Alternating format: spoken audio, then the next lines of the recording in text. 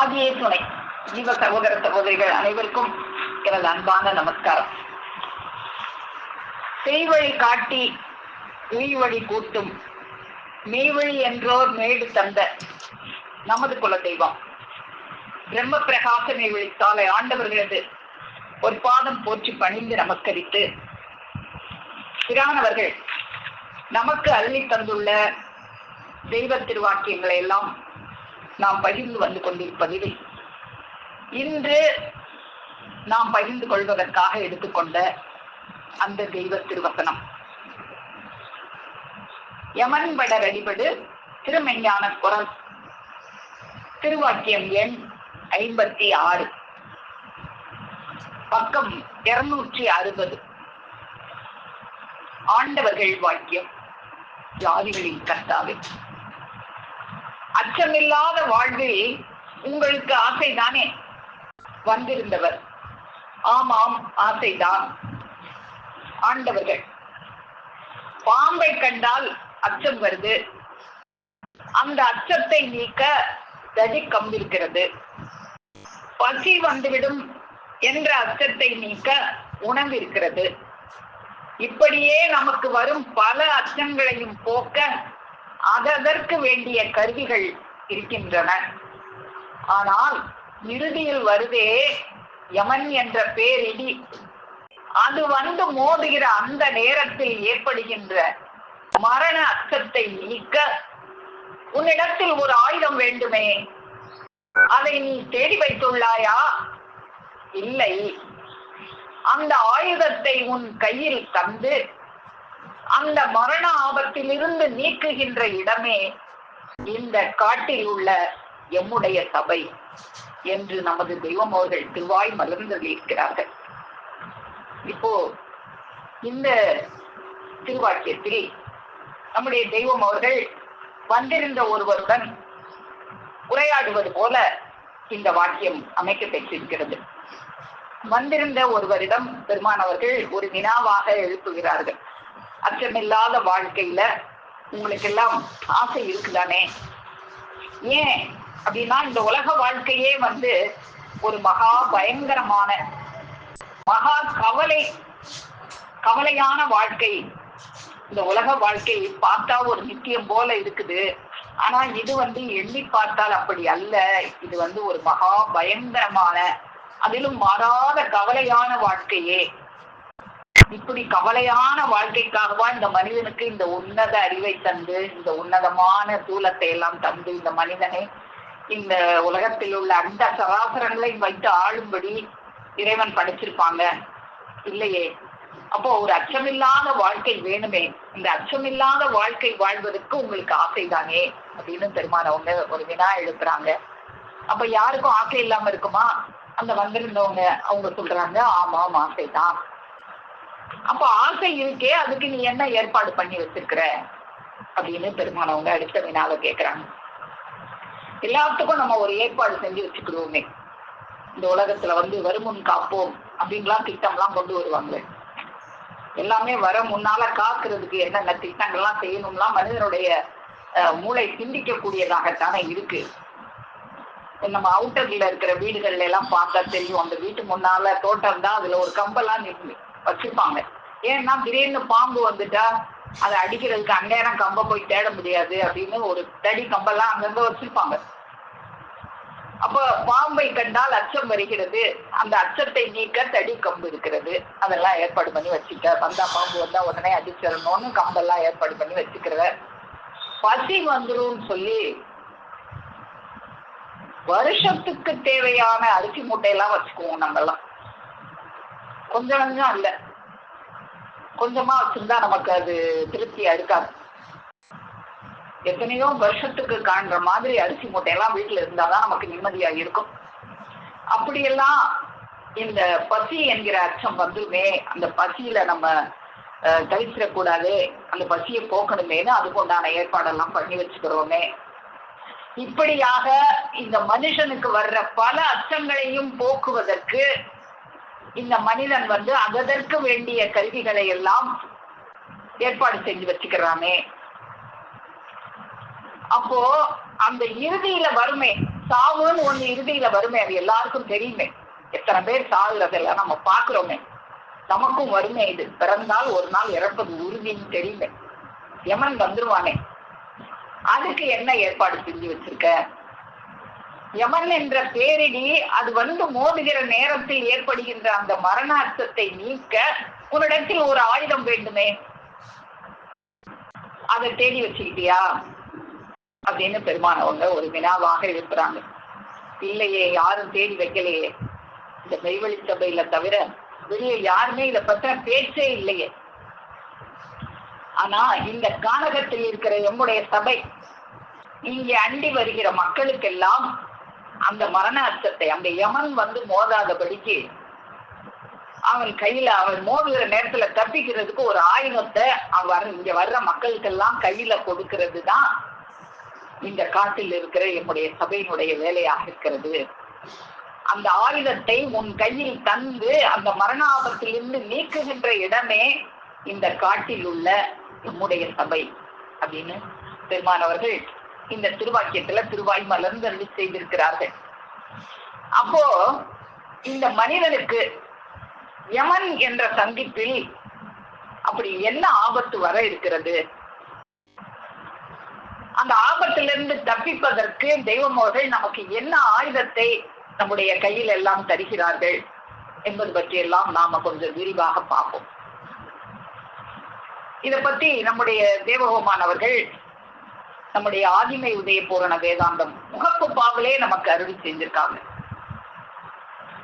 நீதியனும் பொருளான மனு கூலத்தை நித்தியனும் நித்திய தீட்டே படைத்தான். ஓதிதை உணர்ந்தறியா உயிர் கோடிகள் ஊறுபட்டு அலகை நரகாளே சாதிமனு புலமனைத்தும் ஜீவன் கண்ட ஜன்ம சாபல்ய குலமாக வென்றே ஆதிமை உதய பூரண வேதாந்தம் அறிந்தடைந்த உயிருடலம் தேவராமே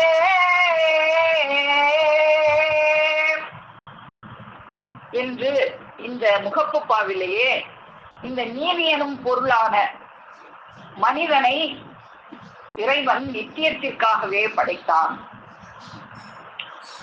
இதை உணர்ந்தறியாத மக்கள் எல்லாம் அந்த நீதி எனும் பொருள் மனிதனுடைய தலையில் தான் இருக்கிறது, அது அவனுடைய சொந்த சொத்தாக இருக்கிறது. நாம எப்பயுமே நம்ம பேசுறத நம்முடைய தேவகோமானவர்கள் நாம இன்னதுதான் பேச போறோம்னு அவங்க முதல்ல வந்து அதை நமக்கு எடுத்து கொடுப்பாங்க. அது அந்த ஒரு அதிசயம் நம்ம தினமும் பார்த்துக்கிட்டே இருக்கிறோம். அதே போலதான் இன்னைக்கும் பெருமானவர்கள் நமக்கு எடுத்து கொடுத்தாங்க. இந்த மனிதனுடைய கடமை என்னவாக இருக்கிறது, இந்த மனிதனுடைய இதய கமலத்தில் அந்த ஈசனை முறையாக இவன் தரிசிக்கும் காலத்தில் அது எளிதாக இருக்கும். அப்பதான் அந்த நீ தரிசிக்கும் போது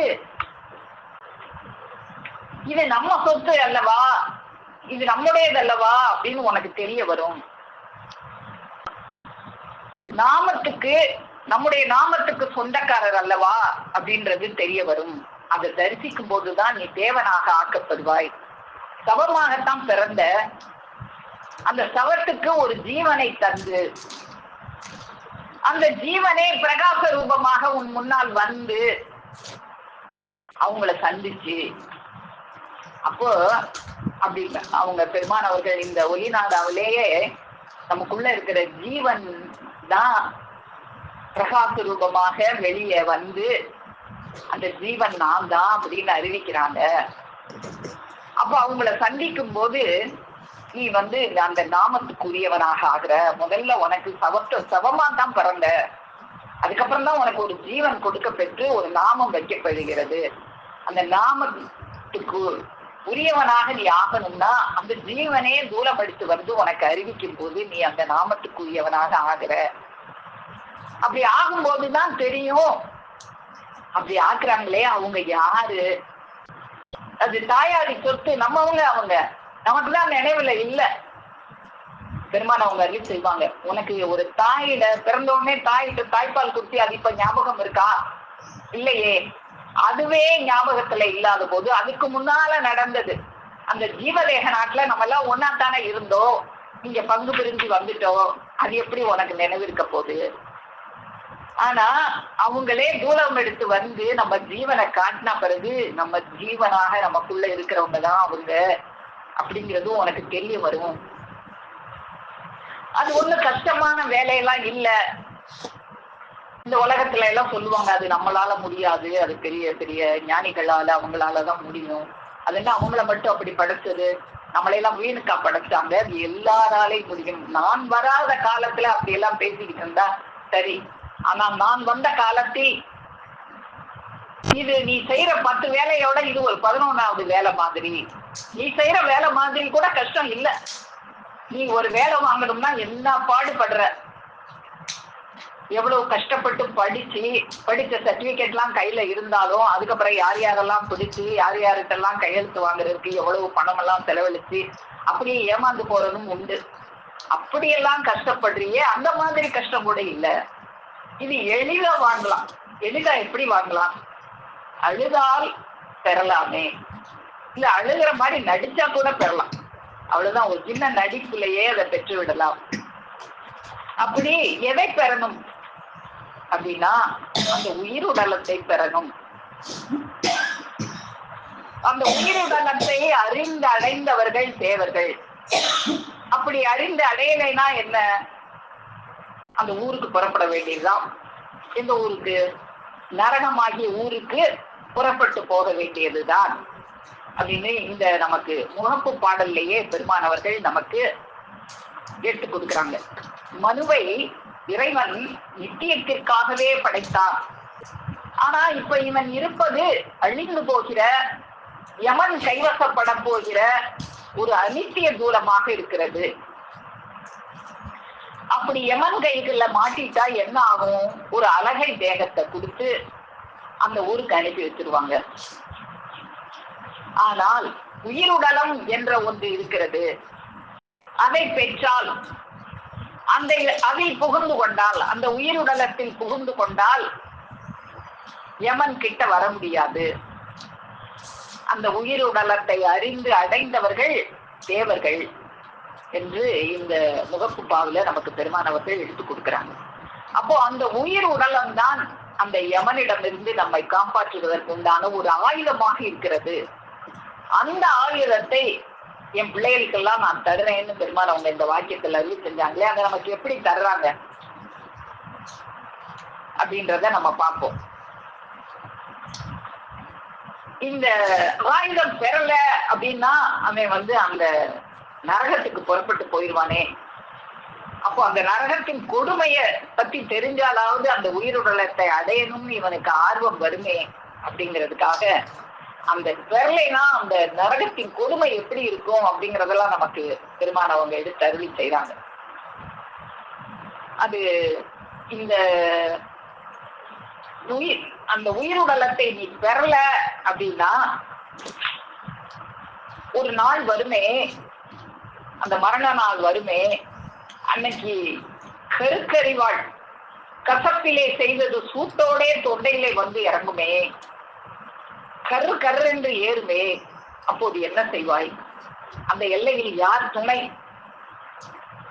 இப்போ ஒரு முள்ளு குத்தினாலும் வலிக்குமே உனக்கு, ஒரு தூசி தொண்டையில பட்டாலும் என்ன கஷ்டப்படுவ, ஒரு சளி பிடிச்சிச்சுன்னா என்ன திக்கு முக்காடுற. ஆனா அந்த கூர்மை ஓங்கி அந்த வாடாத கருக்கறிவாள் கொடூரமான முழு கசப்பில் செய்தது, அதுவே முழு கசப்புல செய்தது, அதுல முழு சூட்டோட முழு கசப்போட ஒரு தொண்டையில இறக்குனா எப்படி இருக்கும்? அப்போ வேற எல்லா அவயவங்களிலும் பூட்டு போடப்பட்டு விடுமே. உன் கை அசையாது, வாய் பேசாது, ஆனால் கண் பார்க்கும், காது கேட்கும். அப்போது என்ன செய்வாள்? என்ன கை சேதம், என்ன கதி? ஐயோ, இதற்காகவா இந்த உலகத்தில் இவ்வளவு சூதானமாக யோசனையோடு பாடுபட்டது? நீ படுற அந்த கஷ்டம் பிறருக்கு தெரியுமா? தெரியாது.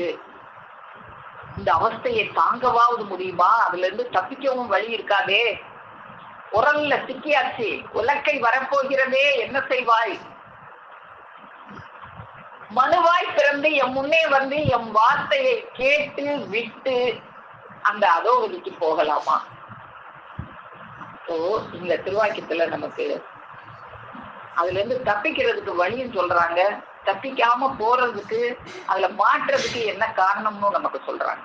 என் முன்னே வந்து என் வார்த்தையை கேட்டு விட்டு, கேட்டுட்டு அதை விட்டுட்டு அதை பற்றி கொள்ளாம விட்டுட்டீங்கன்னா அந்த அதோகதி தான். என் முன்னே வந்து என் வார்த்தையை கேட்டு விட்டு அந்த அதோகதிக்கு போகலாமா? என் வார்த்தையை கேட்டீங்கன்னா அதை பற்றி கொள்ள வேண்டாமா? என் வார்த்தை தான் உன்னை அந்த யமனுடைய ஆபத்திலிருந்து தப்பிக்கிற ஒரு ஆயுதமாக இருக்கு. என்னுடைய ஒரு வார்த்தை உனக்கு வருகிற அந்த யமன் என்ற ஆபத்தை பஞ்சு பஞ்சாக போக செய்கிறது எனில் அது எவ்வளவு வல்லமை பொருந்திய வார்த்தையாக இருக்க வேண்டும்.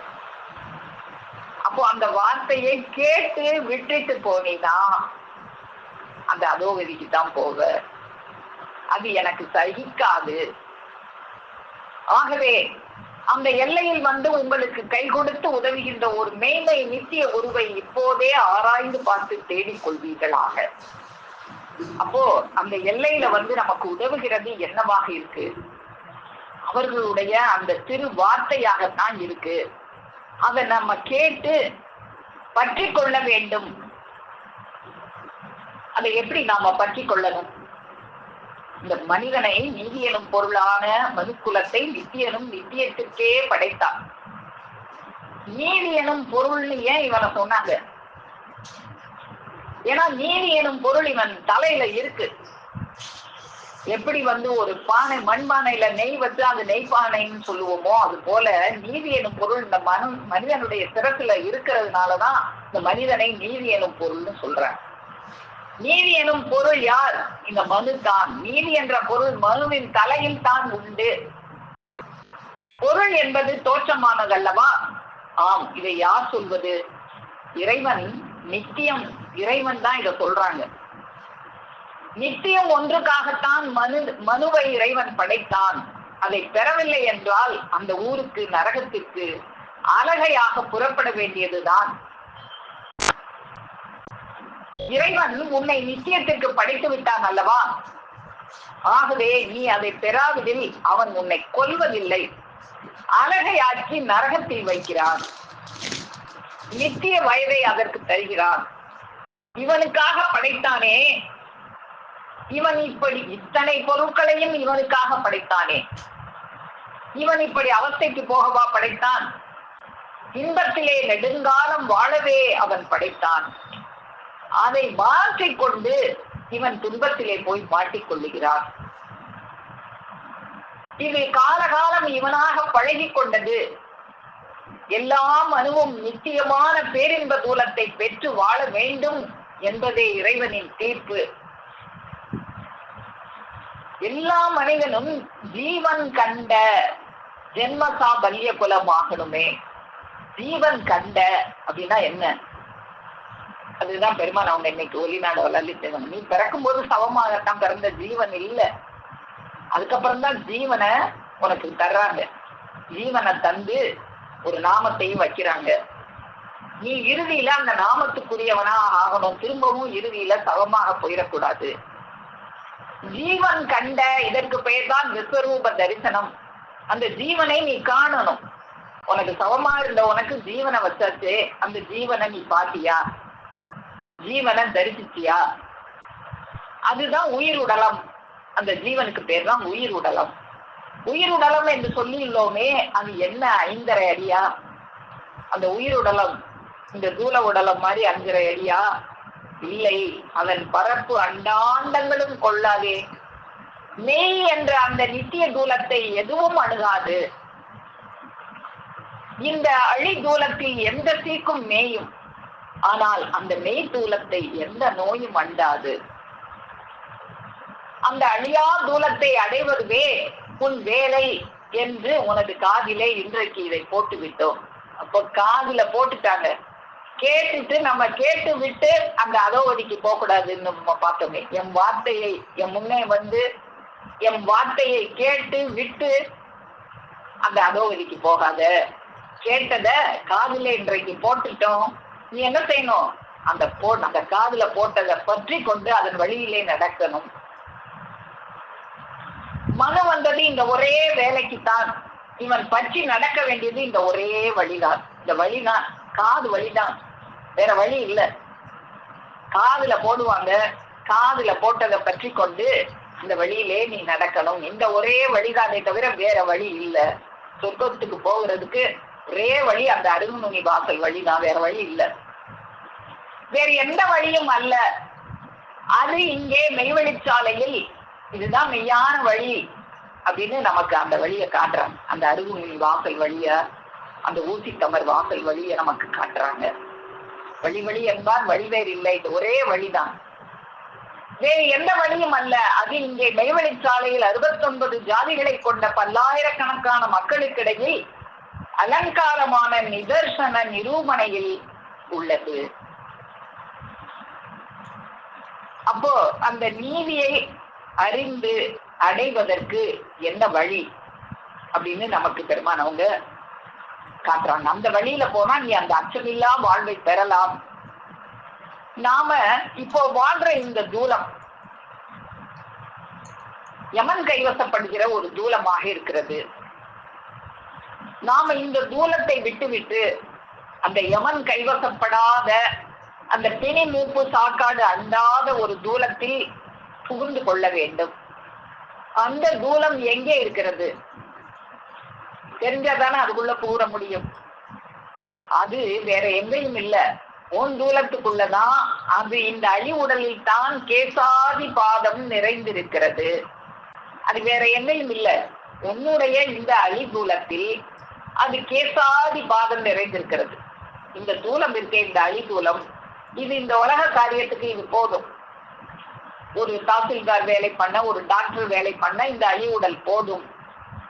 ஆனால் அதுக்கப்புறம் வாழ போறமே ஒரு நித்திய பேரின்ப வாழ்வு.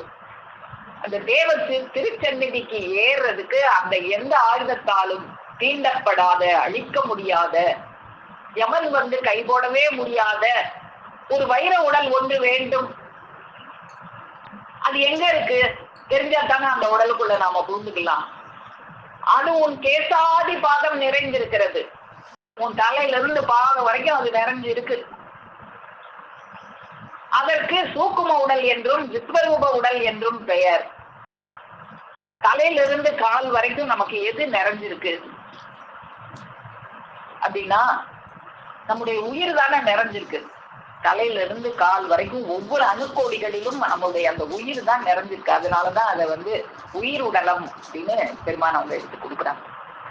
அப்போ அந்த உயிர் நமக்குள்ள இருந்துதானே நம்மளை வந்து இந்த உடற்பழு தெரியாம நம்மளை தூக்கிக்கிட்டு தெரியுது.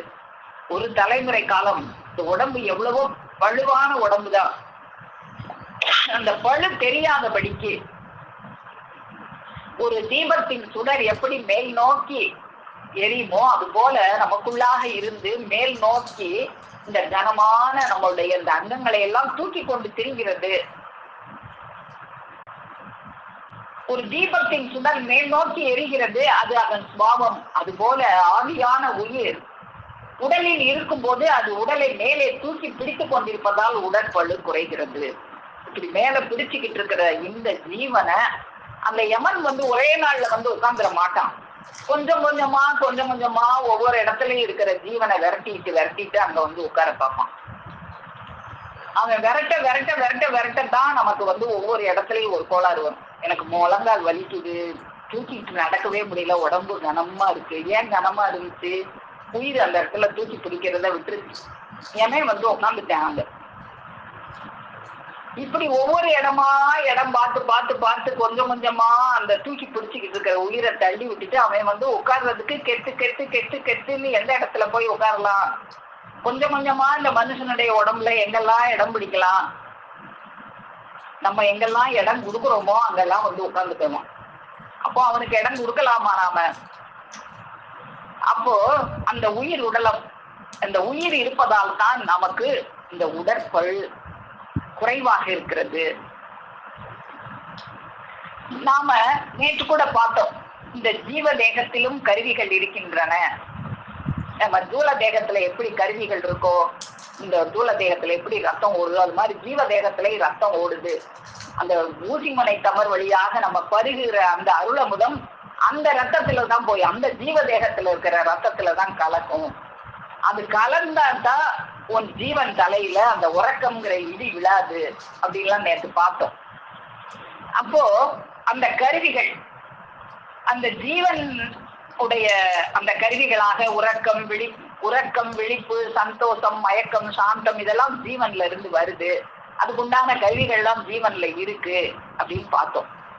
இந்த மனிதனுடைய தூல கருவிகள் வந்து மிருகங்களுடைய கருவிகளை எல்லாம் விட ஒரு வல்லமையான கருவிகளாக இருக்கு.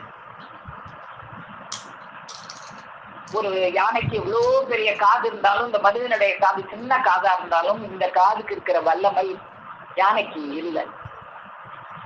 அதுபோல இந்த மனிதனுக்கு இருக்கிற அறிவின் வல்லமை, ஒரு பெரிய ஆலமரத்தை அவ்வளோ ஒரு 1000 ஆள் பலம் கொண்ட யானையால வெட்டி சாய்க்க முடியாத ஒரு ஆலமரத்தை ஒரு சின்ன மனிதன் ஒரு கோடரிங்கிற ஒரு சின்ன கருவியை கொண்டு அதை வெட்டி சாய்ச்சிருவான். இப்ப இன்னும் அதை விட அருமையான கருவிகள் எல்லாம் செஞ்சு அப்படியே பிளேடு மாதிரி ஒரு கரண்ட்டை போட்டு அப்படியே எவ்வளவு பெரிய மரத்தை ஒரு நிமிஷத்துல அறுத்து எரிஞ்சிருவான். அவ்வளவு வல்லமை மிக்க ஒரு கருவிகள் எல்லாம் இந்த மனிதனுடைய தூலத்துல இருக்கும் போது அந்த ஜீவ தேகத்துல இருக்குதுன்னு கருவிகள்லாம் இருக்குதுன்னு பார்த்தோமே, அந்த கருவிகள் என்ன வல்லமை உடைய கருவிகளாக இருக்கும்? தூல தேகத்துல இருக்கிற கருவிகளே இவ்வளவு வல்லமை உடையதாக இருக்கும் போது அந்த ஜீவ தேகத்துல இருக்கிற கருவிகள் என்ன வல்லமை உடையதாக இருக்கும் அப்படின்னு நமக்கு பெருமான் அவங்க கூட இத திருவாக்கியம் 303 நமக்கு எடுத்து கொடுக்குறாங்க. உனது நாவு எல்லா ருசிகளையும் ருசித்து சந்தோஷிக்கிறது, உனது கண் எல்லா காட்சிகளையும் கண்டு ஆனந்திக்கிறது, உனது செவி எல்லா சப்தங்களையும் ராகங்களையும் கேட்டு மகிழ்கிறது, உனது மூக்கு எல்லா வாசனைகளையும் நுகர்ந்து இன்பம் அனுபவிக்க ஜீவனாகிய வயது வலுவடைகிறது. மிருகங்களுக்கு இந்த கருவிகள் எல்லாம் இருந்தாலும் மனிதனை போல அனுபவிக்கும் வல்லபம் அவைகளுக்கு இல்லை. மனிதனது இந்த அடிதேகத்தில் உள்ள கருவிகளே இவ்வளவு வல்லபம் உடையவனமாக இருந்தால் இவன் அகமியத்தில் பொதிந்து வைக்கப்பட்டுள்ள உயிர் உடலமாகிய அழியாத வைரமணி தேகத்தின் கருவிகள் என்ன வல்லமை பெருக்குடையவனமாக இருக்க வேண்டும். அப்போ அந்த உயிர் உடலத்திலையும் கருவிகள் இருக்குன்னு நேற்றும் பார்த்தோம், இன்னைக்கும் பார்க்கிறோம். எப்படி இந்த தூல தேகத்துல மிருகங்களை எல்லாம் விட வல்லமையான கருவிகளை இந்த மனிதனுக்கு தந்தார்களோ இறைவன், அதே போல இவனுடைய அகமியத்தில் பொதிந்து வைக்க பெற்றுள்ள அந்த உயிர் உடலத்திலும் அந்த ஜீவ தேகத்திலும் அழியாத அந்த வைரமணி தேகத்திலும் கருவிகள் இருக்கின்றன. அந்த கருவிகள் என்ன வல்லமை பெருக்குடையவனமாக இருக்க வேண்டும். தூல தேகத்திலேயே இவ்வளவு வல்லமை உடைய கருவிகளாக இருந்தால் அந்த உயிர் உடலத்தில் இருக்கிற கருவிகள் என்ன வல்லமை பெருக்குடையனவாக இருக்க வேண்டும். இப்போ இந்த கருவிகளை எல்லாம் இப்படி எல்லாம் இறைவன் தந்த இந்த கருவிகளை நாம் அந்த வல்லமையை கொஞ்சம் கொஞ்சமா குறைச்சிக்கிட்டே வர்றோம். நம்ம பார்த்தோமே, இந்த தூல தேகத்துல இருக்கிற கருவிகளை எல்லாம் அந்த உயிர் உடலமானது தூக்கி பிடிச்சிக்கிட்டு இருக்கிறது, அது தூக்க விடாதபடிக்கு கொஞ்சம் கொஞ்சமா யமன் விரட்டுறது செட்டுக்கட்டுன்னு தலையில காத்துக்கிட்டு இருக்கான். எனக்கு நடக்கவே முடியல, உடம்பெல்லாம் கனமா இருக்கு. ஏன் கனமா இருக்கு? அந்த தூக்கிக்கிட்டு இருந்த ஜீவன் கொஞ்சம் விலகிடுச்சு. அந்த இடத்துல யமன் வந்து உட்கார வச்சுட்டோம் நாம தான். அப்படி உட்காராதபடிக்கு நாம பாதுகாத்துக்கிட்டே இருக்கணும் இந்த தூல தேகத்தையும். அதே போல ஜீவ தேகத்துல உள்ள கருவிகளும் வல்லமையுடைய கருவிகளாக இருக்கே, அந்த கருவிகளினுடைய வல்லமையை மேல மேல பெருக்கிறதுக்கு என்ன வழி செய்யணும் அப்படின்னா நம்ம பார்த்தோமே, காது வழி. அந்த காதுல ஒண்ணு போட்டோமே, அந்த போட்டதை கேட்டு விட்டுட்டு போயிட்டீங்கன்னா அதோ கதிதான். கேட்டு அந்த வழியாவே நீ தொடர்ந்து சென்றீன்னா அந்த உயிரிடலத்துல இருக்கிற கருவிகள் இன்னும் மேலும் மேலும் வலிமை உடையதாக அது ஆகும். அந்த மேலும் மேலும் அந்த ஜீவதேகத்துல இருக்கிற கருவிகள் எவ்வளவு வல்லமை பெருக்குடையதாக மாறும். அந்த கருவிகளுக்கு எப்படி வல்லமை வரும் அப்படின்னா, நீ அந்த வர்ஷிப்ப கேட்க கேட்கத்தான் அந்த அகமுகத்துல இருக்கிற அந்த கருவிகள் வல்லமை பெருக்குடையவனவாக மாறும். ஒரு பெண்ணுக்கு ஒரு புருஷனால் திருமஞான குரல் திருவாக்கியம் 49 பெருமான் அவங்க அருள் செய்யறத பார்ப்போம். ஒரு பெண்ணுக்கு ஒரு புருஷனால் கர்ப்பம் உண்டாகிறது போல ஒருவன் தனக்கு வரவிருக்கும் மரண பயத்தை நினைப்பதால் ஞான கர்ப்பம் உண்டாகிறது. அந்த மரண பயத்தை உன் நினைவில் மாறாது நிறுத்துவது ஆசானின் அருளமுத வர்ஷிப்பு. ஆசான் சொல்லே உன் இச்சை என வந்ததும் அந்த நிமிஷத்திற்கு முன் இருந்த நீ இறந்து விட்டார். அப்படி இறந்து போயிடணும். இந்த உலக பொருளே பெருசு, இந்த தூல கருவிகளே பெருசுன்னு நினைச்சு இந்த தூல வாழ்க்கையிலேயே வாழ்ந்துகிட்டு இருந்தா நீ அந்த கடைசியில அந்த ஊருக்கு புறப்பட வேண்டியதுதான். அழகை தேகம் எடுத்து அந்த ஊருக்கு புறப்பட வேண்டியதுதான். இல்ல அந்த யமன்கிட்ட இருந்து தப்பிக்கிறதுக்கு எனக்கு ஆயுதம் வேணும்னு நினைச்சினா அதுக்கு ஆயுதம் என்ன? ஆசான் சொல்லுதான் அதுக்கு உண்டான ஆயுதம். அந்த சொல் மேல உனக்கு இச்சை வரணும். அதுக்கு நீ செவி கொடுக்கணும். செவி கதவை அந்த சொல்லு கொட்டிக்கிட்டு தான் இருக்கும். நீ செவி கதவை சாத்தி போட்டக்கூடாது. இன்னும் கொஞ்சம் பேசுவதற்கு நேரம் தருவீர்களா என்று நினைக்கின்றேன் பிறவியரே, செவிக்கதவை சாத்தி போடுவீர்களா என்று நினைக்கின்றேன் பிறவியரேன்னு நம்மளுக்காக கொட்டிக்கிட்டே இருக்கேன். நான் வந்த காலத்தில் அது எளிதுன்னு. இந்த கலிகாலத்துல அந்த நம்ம ஜீவனே அவதாரம் செய்து அதை கொட்டிக்கிட்டே இருக்கு. செவி கதவை சாத்தி போட்டுறாத, திறந்து வை, அது உள்ள இறங்கட்டும். அப்போ அந்த சொல் இச்சைன்னு வந்த உடனே அதுக்கு முந்தி நம்ம வாழ்ந்துகிட்டு இருந்தோமே ஒரு தூல வாழ்க்கை, அது துச்சமா போய் அதுல நாம செத்து போயிருந்தோம். தூல வாழ்க்கையை துச்சமா எண்ணி ஜீவ வாழ்க்கையை திடம்பட செய்யலாம். அந்த வார்த்தை செவியில கேட்டா அப்போ இந்த தூல வாழ்க்கையிலே வாழ்ந்த நீ ஆசான் சொல்லே இச்சை என்று வந்ததும் அதற்கு முன் இருந்த நீ இறந்து விடுகிறாய். இதுதான் சாவரு முன் செத்து பழகுவது. அந்த குருவாகிய ஜலக்கடல் தலை நீட்டினதும் நாமெல்லாம் ஒரு கோள்களால் பீடிக்க பெற்றிருக்கிறோமே. இந்த ஜலக்கடலை உள்ள போனா அந்த கோள்கள் ஆகிய நெருப்புகள் எல்லாம் அணைஞ்சி அதனுடைய செயலெல்லாம் அற்று போய்விடும். அதுக்கப்புறம் இந்த கிரகங்களாவது கோள்களாவது ஒன்னும் செய்ய முடியாது எதுவும். அது தெரியாம இன்னும் நம்ம எல்லாம் பல பேரு ஜாதகம் பார்த்தேன் அது பார்த்தேன்னு பார்த்துக்கிட்டு தெரியும். தேவையே இல்லை.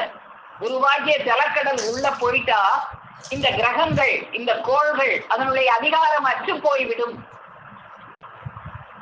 கிரகமாகி கடல் நீரே உள்ள வந்துருது. நெருப்பு கடல் நீருக்கு முன்னால இந்த நெருப்பெல்லாம் ஏமாத்திரம் அப்படிங்கிற ஒரு தைரியம் நமக்கு வேணும். குருவாகிய ஜலக்கடல் தலை நீட்டினதும் கிரகமாகிய நெருப்பு அணைந்து அதன் அதிகாரம் அற்று போகிறது. குருபெருமானின் பரிசுத்த ஆவியின் கிரண வீச்சானது அவைகள் மேல் பாய்ந்ததும் அந்த கிரகங்கள் தமது குணம் மாறி அவர்கள் வசப்பட்டு ஊழியக்காரர்களாக ஆகி உதவி செய்ய நிற்கின்றன. அது அற்று போவது மட்டுமல்ல, அதுவே உனக்கு உதவி செய்யற கருவிகளாக மாறி. அப்படி கிரகம் அஸ்தமனமாகும்படி செய்து கொண்ட ஒரு கிரகத்தரின் கைவசப்படுவது என்பது உன் அறிவில் சாயாமல் உன் ஆசிரியரின் அறிவிலே நீ சாய்வது ஆகும்.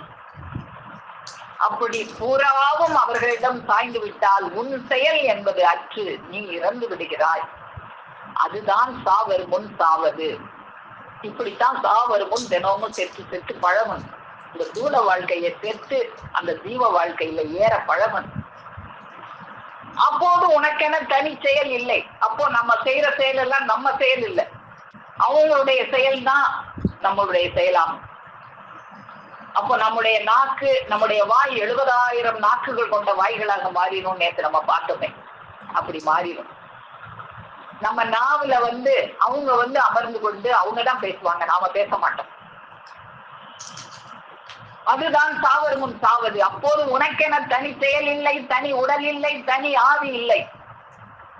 இந்த உடல் பொருள் ஆவிய தத்தம் செய்யறதுன்னா நம்ம என்னமோ நினைச்சுக்கிட்டு இருக்கோம். நீ அவங்க சொல்லுக்கு செவி கொடுத்தா போதும், இதெல்லாம் ஆட்டோமேட்டிக்கா நடக்கும். பெருமான் அவங்க அள்ளித்தேவாங்க, நீ உடல் பொருள் ஆவியெல்லாம் ஒன்னும் தத்தம் செய்ய வேண்டாம், உங்களுக்கு பின்னால அதெல்லாம் எப்படி உன்கிட்ட இருந்து புடுங்குறதுன்னு எனக்கு தெரியும். புடுங்குற நேரத்துல நான் புடுங்கிக்கிடுவேன்.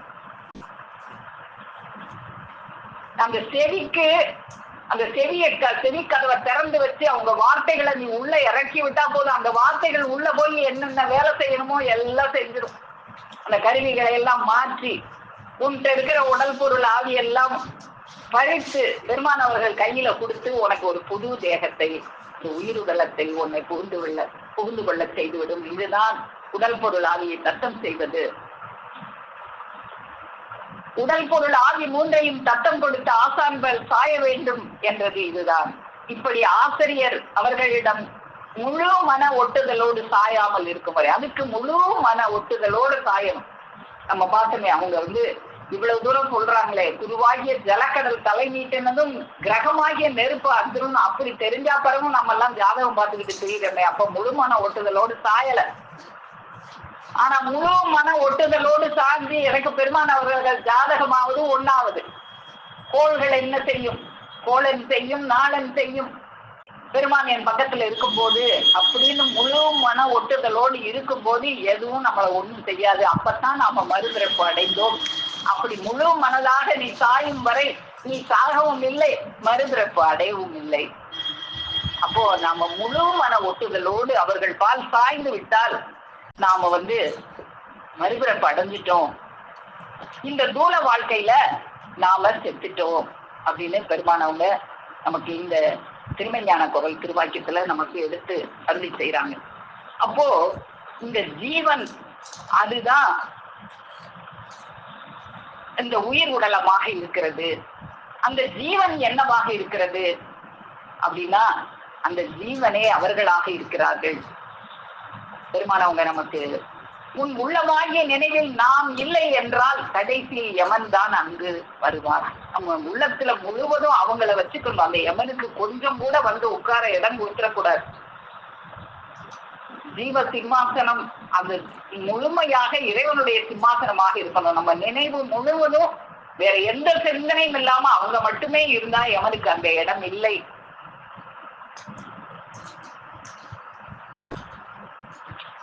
அப்படி நம்முடைய உயிரே அவங்களாகத்தான் இருக்கிறாங்க. ஏன் அப்படின்னா பெருமான் அவங்களே எடுத்து சொல்றாங்க, நாம் உன் ஜீவனாக இருக்கிறோம். அவங்கதான் நம்முடைய ஜீவனாக இருக்கிறாங்க. அது நமக்கு தெரியல, மறந்துட்டோம். நாம் அந்த ரூபுடைய ஜீவதேகத்தில் ஒன்றாக இருந்து பங்கு பிரிந்ததால் இங்கு சேர்ந்தோம். அங்க ஒன்னாத்தான் இருந்தோம், இங்க பிரிஞ்சு வந்தோம், திரும்ப சேர்ந்திருக்கிறோம். அது ஏன் நினைப்புல இல்லை? தாயின் முலைப்பால் குடித்தது உனக்கு நினைப்பு இருக்கிறதா? இல்லையே. அதுவே இல்லாத போது அதற்கு முன்காலத்தில் நடந்தது எவ்வாறு நினைப்பில் இருக்கும்? அந்த ஜீவன், நம்முடைய ஜீவனே அவர்களாகத்தான் இருக்கிறார்கள். நாம் உன் ஜீவனாக இருக்கிறோம். ஜீவனாக நமக்குள்ள அவங்கதான் நுழைஞ்சு இருக்கிறாங்க. என்றும் புகை நுழையாத எல்லையெல்லாம் போய் புகுந்து பார்த்து சொல்லுகிறோம். அப்போ அந்த வார்த்தை எதால நமக்குள்ள அவங்க புகுறாங்க? அந்த வார்த்தையாலதான் நமக்குள்ளாக அவர்கள் புகுந்து, அந்த வார்த்தை தான் நமக்குள்ள போய் நமக்கு வர இருக்கிற அந்த யமனுடைய ஆபத்தை பஞ்சு பஞ்சாக போக செய்கிறது. உனக்கு வருகிற அந்த யமனுடைய அந்த படர் என்னுடைய ஒரே சொல்லி பஞ்சு பஞ்சாக போகிறதெனில் அது எவ்வளவு வல்லமை பொருந்திய வார்த்தையாக இருக்க வேண்டும். அப்ப அந்த வார்த்தைகள் தான் நமக்கு உள்ளாக சென்று நம்முடைய அந்த ஜீவன்ல இருக்கிற கருவிகளை எல்லாம் வல்லமையுட கருவிகளாக ஆக்குகிறது. அப்போ அது என்ன செய்து, அந்த சவம்ங்கிற பேரை எடுத்துட்டு நமக்கு அவங்களுடைய நாமத்தை நமக்கு தருகிறது. பெருமான் அவங்க பாட்டையர் பிரான் அவர்களை பற்றி அருளி செய்யும்போது சொல்லுவாங்களே, என்னிடம் பருவத்தி எல்லாம் மறந்து உன் பின்னே தொடர்ந்தேன், என்னவோ இந்நாள் என் பேர் எடுத்து என் வடிவு மாற்றி உன் பேர் வைத்து உன் வடிவம் தந்த உத்தம சுத்த உறுதி நாயகமே. அப்படியாக நம்ம பேரெல்லாம் எடுக்க பெற்று, இந்த சவம்ங்கிற பேரெல்லாம் எடுக்க பெற்று அவங்களுடைய நாமம், அவங்களுடைய வடிவம் நமக்கு கொடுக்கப்படுகிறது. அப்படி அது எதனால் அந்த மறுபிறப்பு என்பது அந்த முழுமையாக சாஞ்சாத்தான் மறுபிறப்பு நம்ம பார்த்தோமே. அப்போ அவங்களுடைய அந்த வார்த்தைகளை, அந்த வார்த்தையினாலதான் நம்மளை மறுபிறப்பு பிறப்பிக்க செய்யறாங்க. அந்த ஜீவனாக அவங்கதான் இருக்கிறாங்க. அப்போ அந்த யமன் வருகிற போது அந்த ஆபத்திலிருந்து நம்மளை வெற்றி கொள்ள செய்கிற கருவியாக அந்த ஆயுதமாக எது இருக்கிறது? பெருமானவர்கள் தான் இருக்கிறாங்க. அவங்களுடைய அந்த வாக்கு தான் இருக்குது. அந்த வாக்கை எவ்வளவுக்கு எவ்வளவு உள்ள நிரப்பி வச்சுக்கிறோமோ, வேற எதுக்கும் இடம் இல்லாம, வேற எந்த சிந்தனைக்கும் இடம் இல்லாம, எதுக்காக சொல்றாங்க? எம்மையே நினை, எந்த நேரமும் எம்மையே நினை, எம்மையே உன் மனத்திடை வை, எப்போதும் இது செய்யில் என்னையே வந்தடைவி, இது மெய்யே இது மெய்யே, என்னையே நினைந்தெழு உன் மனத்தினை என்னிடையே வை, என்னையே நினைந்திரு மற்ற எனக்கே பூசனை செய். ஏன் அவங்களுக்கு என்ன எனக்கே நீ பூசனை செய்யணும்னு அவங்க பெருமைக்காகவா சொல்றாங்க? நம்முடைய நன்மைக்காக. அதையே அந்த உள்ளத்துல முழுவதும் நிரப்பி வச்சுக்கிட்டா யமனுக்கு இடம் இருக்காது. அதுதான் அந்த யமனை விரட்டுகிற ஆயுதமாக இருக்கும். என்னையே குருவாக்குள், எப்போதும் இது செய்யும், எப்பயுமே இதை செய். இன்னைக்கு செஞ்சுட்டு என்ன நாளைக்கு செய்ய தேவையில்லை, அப்படி இருக்காத. எப்போதும் இது செய்யில் என்னையே வந்தடைவி, அந்த மரண ஆபத்துல ஜெயித்து என்னையே வந்தடைவாய், இனி பிறவி இல்லை என்ற நிலையில் எப்படி நம்ம எல்லாம் ஒன்னா இருந்தோமோ அந்த ஜீவதேக நாட்டுல அது மாதிரி ஒன்னாயிருவோம். எப்போதும் இது செய்யில் என்னையே வந்தடைவி, இது மெய்யே இது மெய்யே. எத்தனை ஏகாரம் போடுறாங்க, எதுக்காக வேண்டி? நம்முடைய ஜீவன் நன்மை அடையணுங்கிறதுக்காக. அப்போ அந்த ஓங்காரகார வாக்கு விட்டு அதுதான் நமக்கு யமனுடைய எல்லையில் நம்மளை எல்லாம் காப்பாற்றுகிற ஆயுதமாக இருக்கிறது. அந்த ஆயுதம் வந்த உடனே எல்லாத்துலயும் நமக்கு வெற்றி தான். அதுக்கப்புறம் நம்ம ஜாதகமோ இந்த கிரகம் எல்லாம் அஸ்தமனம் ஆகிரும். குருவாகிய ஜலக்கடல் நீட்டினதும் நமக்கு தொட்டதெல்லாம் வெற்றி தான். எந்த நேரமும் அவங்களே நினைச்சிருந்தா. எத்தனை பேர் இன்னைக்கு ஒரு மெய்மை வழியில நம்ம கூட இந்த ஆன்மீகத்தை பத்தி பேசி யாராவது போராடி ஜெயிக்க முடியுமா? நம்மள ஜெயிக்க முடியாதே. ஏன்? நம்மள அந்த ஒரு உன்னதமான நிலையில பெருமான் அவங்க ஏற்றி வச்சுட்டாங்க. எங்க அந்த மெய்வழி காணக சபையில நான் என் பிள்ளைகளுக்கெல்லாம் அந்த ஆயுதத்தை கொடுத்துருக்கேன்னு அதுலயும் செஞ்சாங்களே, சும்மாவா சொன்னாங்க? நம்மெல்லாம் அதுக்கு லாயக்கானவங்களான்லாம் அவங்க பார்க்கவே இல்லை. வந்தது போனது எல்லாரையும் அந்த காலம் கடை நாள் ஆகின ஆலமழி நேரம் இது அப்படின்னு சொல்லி ஒரு பெரிய வலையை கொண்டு அந்த பிறவி எனும் கரை காணா கடலில் சிக்கி தவிக்கின்ற அந்த உயிர்களை எல்லாம் அந்த வலையை வீசி, அது எதாவது மீனா இருந்தாலும் நண்டா இருந்தாலும் தவளையா இருந்தாலும் எதுவா இருந்தாலும் வாரி போட்டு அந்த மெய்வெளி கூடையில போட்டு நமக்கு அந்த ஆயுதத்தை கையில கொடுத்துருக்காங்க. அப்போ யாரு? அவங்கள விட நாம தான் இந்த இடத்துல திறமைசாலிகளாக இருக்கோம். அதை நான் அழுதால் பெறலாமே, இல்ல அழுத மாதிரி நடிச்சா கூட பெறலாமே. நாம நடிச்சுதான் பெற்றிருக்கிறோம். நிஜமாகவா அவங்களை பற்றி இருக்கிறோம்? மாணிக்க வாசக பெருமான் அவங்க சொல்லுவாங்க, தந்தது எந்தனை கொண்டது உந்தனை, சங்கரா ஆர்கோடோ சதுரர். சங்கரா, நான் தந்தது என்னத்தான், கேடுகட்ட என்னை தந்தேன், ஆனா பெற்றுக்கொண்டது உங்களை பெற்றுக்கொண்டேன். யாராவது தகரத்தை வாங்கிட்டு தங்கத்தை கொடுப்பாங்களா? நாங்கெல்லாம் தகரமா தான் இருந்தோம், ஓட்டாஞ்சல்லியாத்தான் இருந்தோம். அந்த ஓட்டாஞ்சல்லியையும் தங்கமாக மாத்தினாங்களே. தகரத்தை வாங்கிட்டு தங்கத்தை கொடுத்தாங்களே, அந்த தங்கம் தான், அந்த நம் ஜீவன் தான் நம்மை அந்த யமன் என்ற மரண எல்லையை காப்பாற்றுகின்ற ஆயுதமாக இருக்கிறது. அந்த ஆயுதத்தை தன்னை நாடி வருகிற மக்கள் எல்லாருக்கும் கொடுத்து அந்த மெய்மை நீதி பெருவழியில் வெற்றி தேடி தருகிறார்கள். இந்த உலகத்துல எப்பெரும் பாரச்சூடிகள் கற்றுக்கொண்டு குவித்து பேசி போராடினாலும் இந்த தங்க ஓட்டாஞ்சல்லியாக இருந்து தெய்வ எல்லைக்கு ஒரு நாள் வந்துட்டா போதும், அவங்ககிட்ட பேசி ஜெயிக்க முடியாது. அது பெருமான் அவங்க நமக்கு ஒரு வாக்கியத்தில் எடுத்து கொடுப்பாங்க. ஒரு வேலைக்காரனுக்கு ஒரு அடிமை ஆள் இருக்கிறான், அவன் திண்ணீர் கொடுத்தா வாங்கி பணிவா பூசிக்கிட்டு அப்படி இருந்துகிட்டு இருக்கிறவன் ஒரே ஒரு நாள் மெய்வெளி சாலைக்கு போயிட்டான். அதுக்கப்புறம் அவன் கேட்கிற கேள்வி எல்லாம் வேற மாதிரி இருக்கும். இது என்ன நிஜமான விபூதியா, இது என்ன நிஜமான ருத்ராட்சமானலாம், என்ன இந்திலாம் இப்படி பேச மாட்டானே, நம்ம என்ன கொடுத்தாலும் பணிவா வாங்கி தூக்கிட்டு இருப்பானோ, ஓஹோ மெய்வெளி சாலைக்கு போயிட்டு வந்திருக்கிறானோ, தலையில தலப்பா வேற கட்டி இருக்கிறான், அப்படின்னு நம்மளை பாக்குற மாதிரி பெருமானவர்கள் நம்மளை எல்லாம் இந்த ஓட்டாஞ்சல்லியாக இருந்த நம்மளை எல்லாம் தங்கமாக மாற்றி வைத்திருக்கிறார்கள். அந்த ஆயுதத்தை நம்மள கையில கொடுத்ததுனாலதான் அந்த ஆயுதம் கையில இருக்கிற தைரியத்துலதான் நம்ம எல்லாம் இப்படி எல்லாம் பேசிக்கிட்டு இருக்கிறோம்.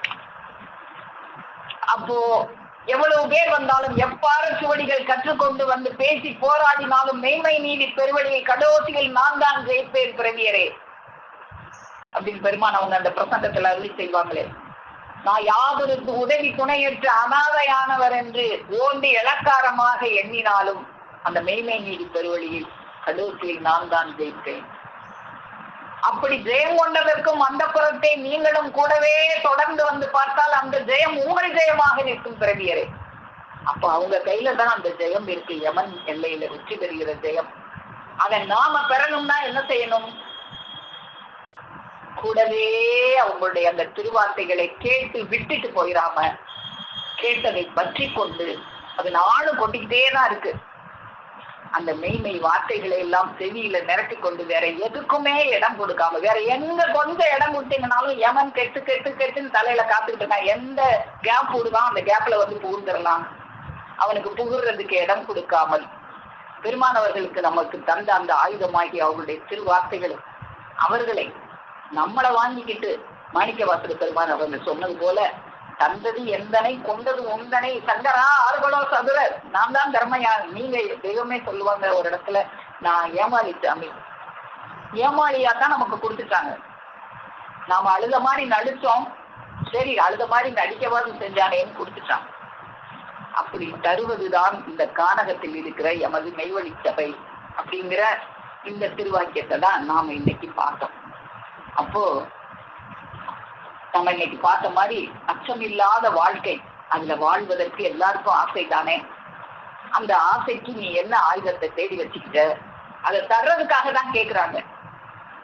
கேட்டு கேட்டு கேட்டா அப்ப ஆயுதம் இருக்கா அப்படின்னு நீங்க கேட்ட மாட்டானா, கேட்டா உடனே கொடுத்துடலாமே அப்படின்னு தான் அவங்க கேக்குறாங்க. அப்போ அந்த ஆயுதத்தை உன் கையில் தந்து அந்த மரண ஆபத்திலிருந்து நீக்குகின்ற இடமே இந்த காட்டில் உள்ள என்னுடைய சபை. இப்போ அந்த சபையில நம்ம எல்லாம் அங்கத்தினராக ஆகி அவங்க அங்கத்துல ஒருத்தராக அந்த ஜீவன் நம்முடைய ஜீவனாக அவர்களே இருந்து அவங்கள நாம ஏற்றுக்கொள்ளும் போது அவங்க அங்கத்துல ஒருத்தரா நம்ம ஆகிடுறோம். நாம வேற அவங்க வேற இல்லைன்னு ஆகிட்டோம். அப்படி இருக்கும் போது எப்படி வந்து அந்த பரமசிவன் கழுத்துல இருந்த பாம்பு வந்து கருடனை பார்த்து கேட்குமா, கருடா சௌக்கியமா, நான் எங்க இருக்கேன் தெரியுமா, பரமசிவன் தான் கழுத்துல இருக்கேன், வந்து கிட்டவா பார்ப்போம் அப்படின்னு சொல்லுங்க. அது போல நாம பெருமானவர்களுடைய அந்த கையில சிக்கி கொண்டால் அந்த யமனை வாடா பார்க்கலாம், என் பிள்ளைகள்லாம் யமனை கால பலகாரத்துக்கு போது அந்த யமனன்னு சொல்லுவாங்க, அப்படி தைரியமா ஆக்கி வச்சிருக்கேன் அப்படின்னு பெருமானவங்க அருள் செய்வாங்க. அப்படியாக அந்த யமன் எல்லையில் தப்பு வைக்கின்ற அந்த ஆயுதத்தை நம்முடைய கையில எல்லாம் தினமும் கொடுத்துக்கிட்டே இருக்காங்க. நாம தான் அதை பெறணும். அப்படியாக அந்த ஆயுதத்தை நாளும் நமக்கு வழங்கி கொண்டிருக்கும் நமது பெருமானவர்களுக்கு பொற்பாதம் போற்றி பணிந்து நமஸ்கரித்து என் முட்டி பேருவை மேலும் மேலும் முழங்கும் என்று கூறி உங்கள் அனைவரிடமிருந்து விடைபெறுகிறேன். அனைவருக்கும் நமஸ்காரம். ஜீவ சகோதரி சாலை அமிர்தவல்லி அக்கா அவர்கள். மோதிய சுவாமி ஆண்டவர்களை போற்றி பணிந்து நமஸ்கரித்து சபையில் அனைவருக்கும் என் அன்பார்ந்த நமஸ்காரம். அக்கா வந்து அச்சமில்லா வாழ்க்கையை எப்படி வாழறது அந்த வாழ்க்கையை கொடுத்தாங்க. அச்சமில்லாத வாழ்வில் உங்களுக்கு ஆசைதானே? ஆசைதான். பாம்பை கண்டால் அச்சம் வருகிறது, அந்த அச்சத்தை நீக்க தனிக்க இருக்கிறது. பசி வந்துவிடும் என்ற அச்சத்தை நீக்க உணவு இருக்கிறது. இப்படியே நமக்கு வரும் பல அச்சங்களை போக்க அதற்கு வேண்டிய கருவிகள் இருக்கின்றன. ஆனால் விதியோடவே யமன் அந்த பேரிடி அது வந்து மோதுகிற அந்த நேரத்தில் ஏற்படுகிற மரண அச்சத்தை நீக்க உன்னிடத்தில் ஒரு ஆயுதம் இருக்குமே, அதை நீ தேடி வைத்துள்ளாயா? இல்லை, அந்த ஆயுதத்தை உன் கையில் தந்து அந்த மரண ஆபத்தை நீக்கிற இடமே இந்த காட்டில் உள்ள நம்முடைய சபை. எல்லாத்துக்கும் நம்ம ஒரு தொழில் தேடுகிறோம். காலில் உள்ள தைக்கிறதே என்று செருப்பின் துணியை தேடுகிறார், குடிக்கிறதே என்று போர்வையின் துணியை தேடுகிறார், குடும்பம் கருத்து மனைவியின் துணியை தேடுகிறார். தெரியாத வழிக்கு போனோம்னா தெரிஞ்சவர்களை கேட்டு அந்த வழியில நம்ம எப்படி போறோம் எல்லாமே தெரிஞ்சுக்குவோம். ஆனால் மரணம் என்ற பேரிலே வந்து அப்போ அதுக்கு துணை இங்க இருந்து பேடிக்கணுமா இருந்தா நம்ம யாருக்குமே தெரியாது. நம்ம முன்னாடி இருந்த காலத்துல தெரியாம தான் இருக்குது. மரணம் அது வரும், நம்ம புண்ணியம் செஞ்சா சொர்க்கத்துக்கு போவோம், பாவம் செஞ்சா நரகத்துக்கு போவோம். அந்த அளவுக்கு தான் எனக்கு தெரிஞ்சது அவ்வளவுதான் இருந்தது. ஆனா அதுக்கு கூட இப்ப துணை இப்பவே நம்ம தேடிக்கணும் அப்படின்னு இந்த மெய்வழிச்சாலை வந்ததுக்கு பார்த்தா அந்த துணை வந்து எப்படி இருக்காங்க, நம்மளுக்கு வந்து நம்ம அந்த துணையை ஊற்றி விட்டா அதோகத்துக்கு நீ போகலாமா, அது எனக்கு சகிக்காது, ஆயாதான் அந்த உதவிக்கிற உதவுதை இப்போதே நீ தேடிக்கொள்ளு அப்படின்றோம். ஏன்னா அழிவில்லாத முடிவில்லாத அழகு ஆண்மையோடு நோய் நொடியே இல்லாத நித்திய உடலிருந்து வாழ வந்த மனிதன் இவன். இரவனோ உறவில்லாதவர். அந்த 21 வருடத்துக்கேற்ற எளிதான தோற்றத்தோடு விளையாடுவதற்கு இருக்கின்ற அந்த பொன்னிறத்தில் வாழும் நிறுவித்தாக வந்தவன். அருவு மாணிக்கத்தை இங்கு தந்ததும் வேதங்களாகிய அறிவிப்புக்கு அனந்தம் தந்ததும் இதற்குத்தான். இவற்றையெல்லாம் அறிவித்து இவனை எப்படியோ அதோகதிக்கு போகாமல் திருப்பி நித்தியத்தில் ஆற்றவே நாம் வந்தோம். இந்த வசந்தத்தை கை நடுவு விட்டு போகிறவனை அவன் போகிற எல்லையை எடுத்து சொல்லி கடைசியா தட்டி அழிந்துவிடுவோம் என்று நினைக்கிறோம். அது நியாயம்தானே. அவன் தெய்வம் வந்து நம்ம எல்லாருமே அதோகதிக்கு போகாம நீதி என்னும் பொருளான மனுக்குலத்தை படைச்சது நித்தியமும் நித்தியத்திற்கே படைத்தான். போதியதி உடனடியா உயிர் கோடியல் ஊடுபட்டு அழகைங்களே காலையிலாலே ஜாதிமணி புலமனத்தும் ஜீவன் கண்ட ஜன்ம தாவரிய சுகமாக வென்றே ஆதிமை உதய பூரா வேதாந்தம் அழிந்து அடைந்த உயிரிடம் தேவராமே. இந்த அழிந்து என்றால் நம்ம உயிரிடலாம். நம்ம கிட்ட இருக்கிறதா உடல்ல அந்த உயிர் ஒட்டிட்டு இருக்குது. அந்த உயிரிடம்ன்றது ஜீவதேகமா தெய்வமே அதை அடைஞ்சாலும் நம்ம தான் தேவைதான் நம்மளை மாத்தி வைக்கிறாங்க. அதான் உயிரோட பேசுவீங்க. அதுதான் அந்த உயிரோட எப்படி இருக்குதுன்னா அது நம்மளோட ஜீவதேகமா இருக்குது. அது 70 கோடி சாத்தியங்கள் படித்தாலும் நீ உடல் எடுத்தது எதற்கு என்பது இவ்வளவு சுருக்கமாக உனக்கு விளங்காது. எல்லா வேதாந்த சாஸ்திரங்கள் ஆகமங்கள் உபநிஷத்துகள் அவ்வளவு வியாக்கியானம் எல்லாவற்றும் நெசஞ்சு தருகிறான் ஒரு முத்திரை. எழுதி திகழ படித்து பேசுங்கள் என்று ஒருவற்றுடன் தொடர்ந்து ஆண்டுங்கள். தேகாதியம் அனித்தியமே கப்பி படிந்திருக்கிறது. நீ பார்ப்பது கேட்பது அனுபவிப்பது புழங்குவது எல்லாம் அனித்தியமாகவே இருக்கிறது. இங்கு நெருங்கி பழகத்தான் சிறிது சிறிதாக சேமிக்கப்பட்டு போகும். அப்போது உன் அறிவு பிரகாசிக்கும். உன் தேகம் நித்தியத்தை பெறுவதற்காகவே இத்தனை வல்லவர்கள் நிர்பம் பெற்று வந்துள்ளது. எளிய உலகத்தில் எடுத்து உனக்கு அறிவிக்க எல்லை இது ஒன்றே ஒன்றுதான். அந்த எல்லையில வந்தாதான் நம்ம வந்து உயிரோடுதமா மாற்ற முடியும் அப்படின்றது இந்த இதுல உயிரோடுதான் அது தேவையாக இருக்குது. ஒரு பெண்ணுக்கு கர்ப்பம் உண்டாகுது, ஒரு புருஷனால் கர்ப்பம் உண்டாகுது. அதே மாதிரி ஒரு மரண பயத்தை நினைப்புதான் ஞான கர்ப்பம் உண்டாகிறது. அது அந்த மரண பயத்தை நினைவில் மாறாது வைத்துட்டு ஆசானின் அகலமுறை வசிப்பேன். ஆசான் சொல்ல உன் நிச்சயம் இங்கு வந்ததும் அது பொண்ணு இந்த நீ இறந்து விட்டாய். அது உறுப்பில் ஒன்றாக ஆகிவிடுகிறாய். உருவாகி ஜலக்கர தலை நீட்டிருக்கின்றமாக நிற்பார் அணைந்தே அதன் அதிகாரம் அற்று போகிறது. குருபெருமானின் பரிசுத்த அதன் கிழக்கு வீச்சானது அதன் மேல் பாய்ந்ததும் அந்த கிரகங்கள் தமது குணம் மாறி ஒரு வசப்பட்டு ஊழியராக ஆகி உதவி செய்ய நிற்கின்றன. கிராமஸ்தவம் செய்து கொண்டவர்கள் கைவசப்படுவது என்பது முன் அறிவில் சாயாமல் ஆசானிடம் ஏன் சாய்ந்து ஆகும். அப்படி ஒரு பூராவும் சாய்ந்து விட்டால் முதல் செயல் என்பது அற்று நீ இழந்து விடுகிறாய். அப்ப நமக்கு ஆசான சொல்லே நம்ம ஆசான் அப்படி வந்த உடனே நம்மளோட அந்த செயலெல்லாம் மாறிக்கிறார். செயலெல்லாம் மாறி நம்மளுக்கு வந்து இந்த அறிவு பிரகாசிக்குது. அதுக்கு அவளோட வார்த்தைகள் தான் அந்த உயிரோடமா இருக்கிறது. அந்த வார்த்தைகளை செவியில் ஏற்றுக்கொண்டால் போகும். அது வந்து அந்த ஜீவதேகத்தை நுழையணும்னா நமது செவித்துடைய தடந்து வைக்கணும். அது அருகுணரி வாசல் வழியாக தான் அதன் உள்ளே போக முடியும். அப்படி போகும்போது அந்த வார்த்தை சிஸ்டாக ஒண்ணு செவியில் ஏறி உனக்கு முதல் அறிவு தந்தது எதற்கு எல்லாம் ஒவ்வொரு குலம் என்று அறியவே இந்த எண்ணம் ஒருவனுக்கு ஒதுக்கி விட்டான். கைலாயம் தான் அவன் அறியும் முடிவு. வேத சாஸ்திரங்களை படித்து தேர்ந்து எம்மிடம் வர வேண்டியது இல்லை. அந்த சர்வலோக சங்கீனை பற்றி நாம் போதிக்கும் போது உன் அறிவே உனக்கு வாத்தியாராக நின்று விளங்கும். அதை எவர வார்த்தைகளை உன் செவி நேர்த்தி கொண்டால் போதும், அது உனக்கு அறிவிக்க வேண்டியது எல்லாம் அறிவிக்கும். அது அவர்களோட வார்த்தையை தான், சில வார்த்தையே மௌனதாரி. லோகத்துல பெரிது இது ஒன்றுதான் என்ற எமது ஊக்கமும் துணிச்சலுமே எம்மை அந்த திருவள்ளுவர் விட்டு புகுத்தாக்கியது. அந்த தெய்வத்துக்கு அவங்க பாட்டுப்பட அந்த வார்த்தையை கேட்ட உடனே அவங்க அவங்க பின்னாடியே போய் இந்த மைண்டி அறிவை பெற்றாங்க. அதே நம்ம நம்ம தெய்வத்தோட வாக்கியங்களை கேட்டு கேட்டு கேட்டு நம்மளை நம்ம ஜீவன கப்பையில் அடிக்கடி வழியில் கிழமை மாசங்கள் தான் ஒழுப்பது இந்த செவி உணவு. ஆசா சொல்லே நமது, அந்த அறிவு நமது, அந்த தேகம் நமது. அப்படி இருந்தாட்டா அதுக்கு முன் நீ இறந்து விடுகிறாய், ஆசான உறுப்பில் ஒன்றாக மாறி விடுகிறாய். அப்புறம் கண் செயலில்லை, பேச்சில்லை, மூச்சில்லை, எல்லாம் அந்த ஜீவனே நாம் தான் இருக்கும் போது நமக்கு இல்லாமல் பேசுவது நடப்பது என்றது முடியாது. நாம் நினைவில் இந்த சவாரி செய்ய செய்ய கண்ணை தேவக்கண்ணாக மாறுகிறது, தேவி தேவசரியாக மாறுகிறது, 16,000 கண்கள் வருகிறது, அது அணுப்பழந்தாலும் கேட்கக்கூடிய காதாக மாறுகிறது. அதுதான் சாவோடு செத்து பழகுவது. நம்மளுடைய அவங்க அச்சமில்லாத வாழ்வியல் வாழணும், அச்சமில்லாத நாட்டுக்கு நம்ம போனோம்னா அவங்களோட திரு வார்த்தை தான் அது நம்ம நினைவுல பதிய வச்சுக்கோம்னா நம்ம சாவுடைய நேரத்தை நம்ம கை கால் நம்ம கூட பேசாது, கண்ணு எதுவுமே தெரியாது, நம்ம அங்க உட்காந்து நமக்கு வேலை செய்யாது. அப்போ தெய்வத்தினுடைய திரு வார்த்தைகள் நம்ம நினைவுல இருந்து நம்மள ஜீவ தெய்வத்துல இருந்து நம்ம தெய்வத்தினுடைய கடமை நாட்டுக்கு கூட்டி கொண்டு போக அது நம்மளுக்கு வாகனமா இருந்து அந்த திருவாங்க பழைய மூட நினைவுகளை தீநீர் போட்டு எடுத்து விட்டு ஆசான் பால் அன்பு பாலை செய்ய வைப்பதுக்கு உபதேசம். அந்த உபதேசம் சிவமாக்காது.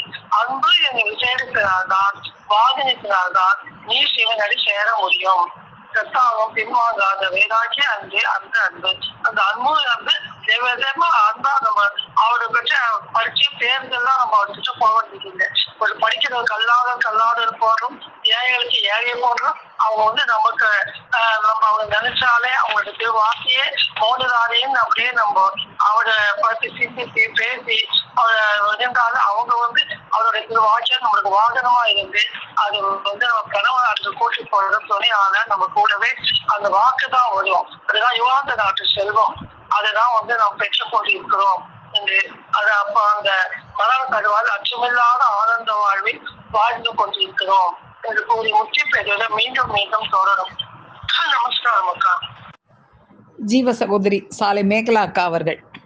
எங்கும் இல்லாத திருவுரையை ஆதியே துணை, எங்கும் இல்லாத திருத்துறையை இங்குறித்து தாம் பொருளாய் நின்று திருவருளால் தெலுங்கனைகள் தந்து வானேற வழி தந்து வேறாத அருள் பொழியும் செங்கமல தரசாகிய நமது குலதெய்வம் பிரம்ம பிரகாச நெய்வழிச்சாலை ஆண்டவர்கள் நம் பெருமாள் அவர்களை போற்றி அவருடைய திருவடிக்கு நமஸ்கரித்து சபைக்கு நமஸ்காரத்தை சொல்லி இன்னைக்கு அக்கா சபையில நமக்கு எடுத்து வழங்கி அந்த வேத முத்துக்களை நான் விளங்கி வச்சு நான் பண்ணிக்கிறேமா. அனைவருக்கும் நமஸ்காரம், அக்காவுக்கு நமஸ்காரம். இன்னைக்கு நமக்கு அக்கா நம்மளுடைய தேவஸ்கோமான் நம்மளுடைய பெருமான் அவங்க எல்லோருமே இந்த பேரின்பம் அடையணும், எல்லோருமே இந்த இன்பத்தை அடையணும் அப்படிங்கிறதா அவங்களுடைய திருவுள்ளமாக இருந்தது. அப்ப அவங்களுடைய திருவுள்ளம் அந்த எல்லோரும் இன்பம் அடையணும், நம்ம எல்லாருமே அந்த அச்சம் இல்லாத அந்த வாழ்வு, அந்த பேரின்ப வாழ்வை அடையணும் அப்படிங்கிறதா நம்ம தெய்வம் அவங்களுடைய திருவுள்ளமாக இருக்குது. அப்ப இந்த உலக வாழ்க்கை நமக்கு கவலையான வாழ்க்கையா இருக்குது. அப்ப இந்த வாழ்க்கையை வாழ நமக்கு இந்த அவத்தைக்குரிய வாழ்க்கை, இந்த அழி உலக வாழ்க்கை, இந்த அழகு நரக உடல் வாழ்க்கையை நமக்கு தெய்வம் நம்ம வாழ்றதுக்காக நம்மள தெய்வம் படைக்கவில்லை. அப்ப அந்த அச்சமில்லாத வாழ்க்கை வாழணும். அப்ப அதுக்குதான் நம்ம எல்லாருமே ஆசையாக இருக்குது. அப்ப அதுக்கு என்ன, அப்ப அந்த அச்சமில்லாத வாழ்க்கை இப்ப பாம்பு அப்படின்னா நம்ம பயத்தோட அதை அடிக்கிறதுக்கு ஒரு தடியை வச்சுக்கிறோம். அது மாதிரி ஒவ்வொன்றையும் நம்ம நமக்காக அந்த ஒரு அந்த ஆபத்து வரும்போதுதான் நமக்கு உதவி செய்யறதுக்கு ஒரு பொருளை வச்சிருக்கிறோம். அதே மாதிரி நமக்கு அந்த அச்சமில்லாத வாழ்க்கை வாழணும், இந்த தூள தேகத்தை விட்டுட்டு அந்த ஜீவ தேகத்துல நுழையணும் அப்படின்னா நமக்கு ஒரு அச்சம் இருக்கணுமே. அப்பதான் நமக்கு அந்த அச்சத்தை போக்குறதுக்கு நம்மளுக்கு ஒரு ஆயுதத்தை தேடணும் அப்படின்ற ஒரு எண்ணம் வரும். அந்த எண்ணத்தையும் நம்ம தெய்வம் தான் அந்த மரண பயம், அந்த மரண அச்சம், அந்த மரண பயம் என்ற சவுக்க கொட்டி ஒரு நினைவை மாறி மாறி அடித்தாதான் நாம அந்த எப்பவுமே நம்ம அந்த யம நிலையில் நின்று கொண்டிருக்கிறோம் அப்படிங்கிற அந்த ஒரு நினைப்பு வரும். அப்பதான் நாம வந்து அந்த தேவ பிறப்பு அடையணும், நம்ம பெருமானவங்களுடைய திருவடி அடையணும் அப்படிங்கிற ஒரு அச்சம் ஏற்பட்டு அதற்குரிய ஆயுதம் என்னவாக இருக்கும் அப்படிங்கிறத நம்ம தேடக்கூடிய எண்ணம் வரும். அதுக்காக நம்ம தெய்வம் அந்த மரண அச்சத்தை நமக்கு ஊட்டி நம்மளை எல்லாம் அந்த அச்சமில்லாத பெரு வாழ்க்கைக்கு வருவதற்காக வாருங்கோ என்று அவங்களுடைய குரல் கொடுத்து தினமும் அழைத்து கொண்டே இருக்கிறாங்க. அப்போ நம்ம வந்து தெய்வம் நம்மளை எதுக்காக படிச்சாங்கன்னா நீதியின் பொருளான மனுக்குலத்தை நித்தியத்திற்காக தான் படிச்சாங்க. அப்ப மனிதன் பிறந்ததுதான் நித்திய வாழ்க்கையை கை போடதான். முதல்ல நம்ம சவமாக இருந்தோம், அதுக்கப்புறம் நம்ம குழந்தையாக வந்து அதுக்கப்புறம் நமக்கு ஒரு தெய்வ நாம கூட்டப்படுது. அப்புறம் நம்ம வந்து நம்ம அந்த பேருக்குரியவராக ஆகணும் அப்படின்னு சொல்லி நம்ம இந்த அடி உலக வாழ்க்கையிலிருந்து விடுபட்டு ஒரு குருபிரான தேடி அடைஞ்சு அவங்களுடைய திருவடியை சரணமடைந்து அவங்களுடைய உதவியுடன் நம்ம வந்து நமக்குள்ள இருக்கின்ற அந்த தெய்வ ரூப பிரகாசத்தை, அந்த கோடி சூரிய ரூப பிரகாசத்தை நம்ம தெய்வம் நம்மள அந்த குருபிரான் நம்ம தெய்வமா குருபிரான் அவங்க வந்து நம்மளை சந்திக்க வச்சு நம்மள அந்த நாமத்துக்குரிய உடையவனாக நம்மள எல்லாம் ஆக்கக்கூடிய அந்த திருசேரை நம்ம தெய்வம் தான் அவங்க செஞ்சுட்டு இருக்காங்க. அப்ப நம்ம அவங்க ஜீவனே அவங்களே திருரூபம் எடுத்து வந்து நமக்குள்ள இருக்கிற ஜீவனை அறிவிக்கதான் நம்ம அதை தெரிஞ்சுக்கிறோம். அதான் நம்ம வந்து உயிரிழறோம். அந்த உயிரிழத்தை அடைந்தவங்க தான் தேவர்கள். அப்ப நமக்கு அதுதான் அந்த யமன் எல்லையில வந்து ஒரு ஆயுதமாக ஆயுதமாக இருக்குது. அப்போ நம்மளுக்கு வந்து அந்த மரண அச்சம் என்ன அப்படின்னு அதையும் நமக்கு தெரிய வைக்கிறாங்க. அப்ப அந்த ஆயுதம் வந்து எதுக்கு தேவை? அந்த அந்த யமபடர் எல்லையை நம்ம காக்குவதற்கு ஒரு ஆயுதமாக அந்த யமன் எல்லையில வந்து யாரும் வந்து எட்ட முடியாத அந்த யமன் எல்லையில வந்து அவங்க யமனுடைய கையை தட்டிவிட்டு நம்மள மனிதனை காக்கக்கூடிய அந்த உதவி அந்த பெரும் துணையாகத்தான் நம்ம தெய்வம் நமக்கு வேணும். அப்போ அந்த தெய்வம் அந்த மரண அச்சம் எப்படி இருக்குங்கிறதே நமக்கு விளக்கி அந்த மரண நாள் வரும்போது நம்ம தொண்டை எவ்வளவு பெரிய அரசனாக இருந்தாலும் நாம வந்து நம்ம தெய்வ எல்லையில இந்த பேருக்கு வைக்காம வேற எதுலையாவது நம்ம உலக வாழ்விலேயே அதிலேயே இன்பம் கொண்டு இருந்தோம்னா அரசனாகவே இருந்தாலும் அந்த இறுதி நாள்ல அந்த இறுதி நாள்ல வந்து அந்த கட்டத்தினால் செய்த கூட்டையில வந்து தொண்டையில வந்து அறுத்தேருமே. அப்போ என்றைக்குமே மீறாத அந்த அவஸ்தைக்கு போகணுமே அப்படின்னு சொல்லி அந்த கருணையோட அந்த எண்ணத்துல மனிதன் போய்விடுவானே, அந்த அவஸ்தைக்கு போய்விடுவானே. அப்போ நம்மளுடைய அவயங்கள் எல்லாமே செயலுக்கு போகுமே. இதுக்காகவா நாம வந்தோம், இந்த அவஸ்தையை சிக்கி அந்த எவன் தேவைப்படவா நாம வந்தோம் அப்படின்னு சொல்லி நம்ம கருணையெல்லாம் கொண்ட நம்ம பெருமா நம்ம எல்லாம் அந்த அவஸ்தைக்கு போக விடாமல் சதா அவங்களுடைய அந்த திருவாக்குகளை நமக்கு வருஷித்து நம்ம எல்லாம் உஜார்படுத்திக் கொண்டே இருக்கிறாங்க. அப்ப நம்மளுடைய திருவாக்குகளை கேட்டு நம்ம வந்து நம்ம செய்வழியாக செய்வுணவாக எடுத்துக்கொண்டோம்னா நம்ம அந்த ஒரு வார்த்தையே அந்த எமனை வந்து பஞ்சாகக்கூடிய திருவார்த்தைகளாக இருக்கும். அவர் எவ்வளவு வல்லமை பொருத்திய வார்த்தைகளாக இருக்கும். அப்ப நம்ம தெய்வம் அவங்களுடைய திருவாக்கு தான் நமக்கு வந்து அந்த யமபடரை அந்த இறுதி நேரத்துல நம்மை காக்கக்கூடிய அந்த யமனிலிருந்து காக்கக்கூடிய ஆயுதமாக இருக்குது. அப்போ அந்த திருவாக்குகளை அந்த அளவாய் அமுதை அருளி கொண்டிருக்கிற நம்ம பெருமானுடைய திருவடி அந்த திருவுருவை நாம் இப்போதையே பற்றி கொள்ள வேண்டும். அப்ப பற்றி கொண்டு அவங்களுடைய உத்தரவுப்படி நம்ம நடக்கணும். அப்படி நடக்கிறதுக்கு நம்ம பழகிக் கொள்ளணும். அப்பதான் நம்ம அந்த நித்திய பேரின்பத்தை அந்த ஜீவத்தட்ட நித்திய சாப்பிடலாக ஆகக்கூடிய அந்த உயிரிழத்தை கண்டு சரிசிக்கக்கூடியவர்களாக நம்ம தெய்வம் நம்மளை அறிவிக்கிறாங்க. அப்ப நம்ம வந்து அப்படி ஆகும்போதுதான் அந்த மெய்ய நித்தியத்தை நம்ம வந்து கை போடுறது நம்ம வேலையாக இருக்கணும். அந்த திருவார்த்தைகளை அவங்களுடைய தேவ மொழிகள் மூலமாக வேதங்களின் மூலமாக நம்மளுடைய திருவுணவாக நம்ம தெய்வம் நமக்கு அருள் கொண்டே இருக்கிறாங்க. அப்ப நம்ம அதை பின்பற்றி நடக்க வேண்டியது நம்மளுடைய ஒரே வழியாக இருக்கணும். அதுதான் நமக்கு மெய் வழியாக இருக்குது. அதுதான் இந்த பாடகத்துல நம்மளுடைய மெய்வெளி இந்த மூலவ கைலாயத்துல நம்ம பெருமான் நமக்காக வந்து அந்த ஏமாற்றத்தை நீக்கக்கூடிய பெருமானாக அந்த ஆயுதத்தை நமக்கு அந்த சாகா கல்விங்கிற அந்த ஆயுதத்தை அந்த யமன் அச்சத்தை போகக்கூடிய அந்த யமனிடத்தை காக்கக்கூடிய கல்வி நமக்கு ஆயுதமாக நமக்கு அருள் கொண்டே இருக்கிறாங்க. அப்போ நம்ம அந்த தூளை வந்து யமன் கையில் மூலமாக நம்மளுடைய இந்த தூளம் வெளித்தூளை வந்து யமன் கையில் மூலமாக இருக்குது. ஆனா நம்ம இதை விட்டு போகலாம். நம்ம இதுக்குள்ள இருக்கின்ற இந்த தூளத்துல தேகாதி பாதவரை அந்த படித்திருக்கிற அந்த நித்திய தூளத்துல அந்த வைரமணி தூளத்துல நம்ம நுழைந்து கொள்ள பழகிக் கொள்ள வேண்டும். அதையும் நம்ம பெருமான் அவங்களுடைய கையிடத்துல ஆகும் போதுதான் நமக்கு அந்த பதவியில நமக்கு கிடைக்குது. அந்த தூளத்துல வந்து அது பிடிமுக காக்காத அணுகாத தூளமாக இருக்குது.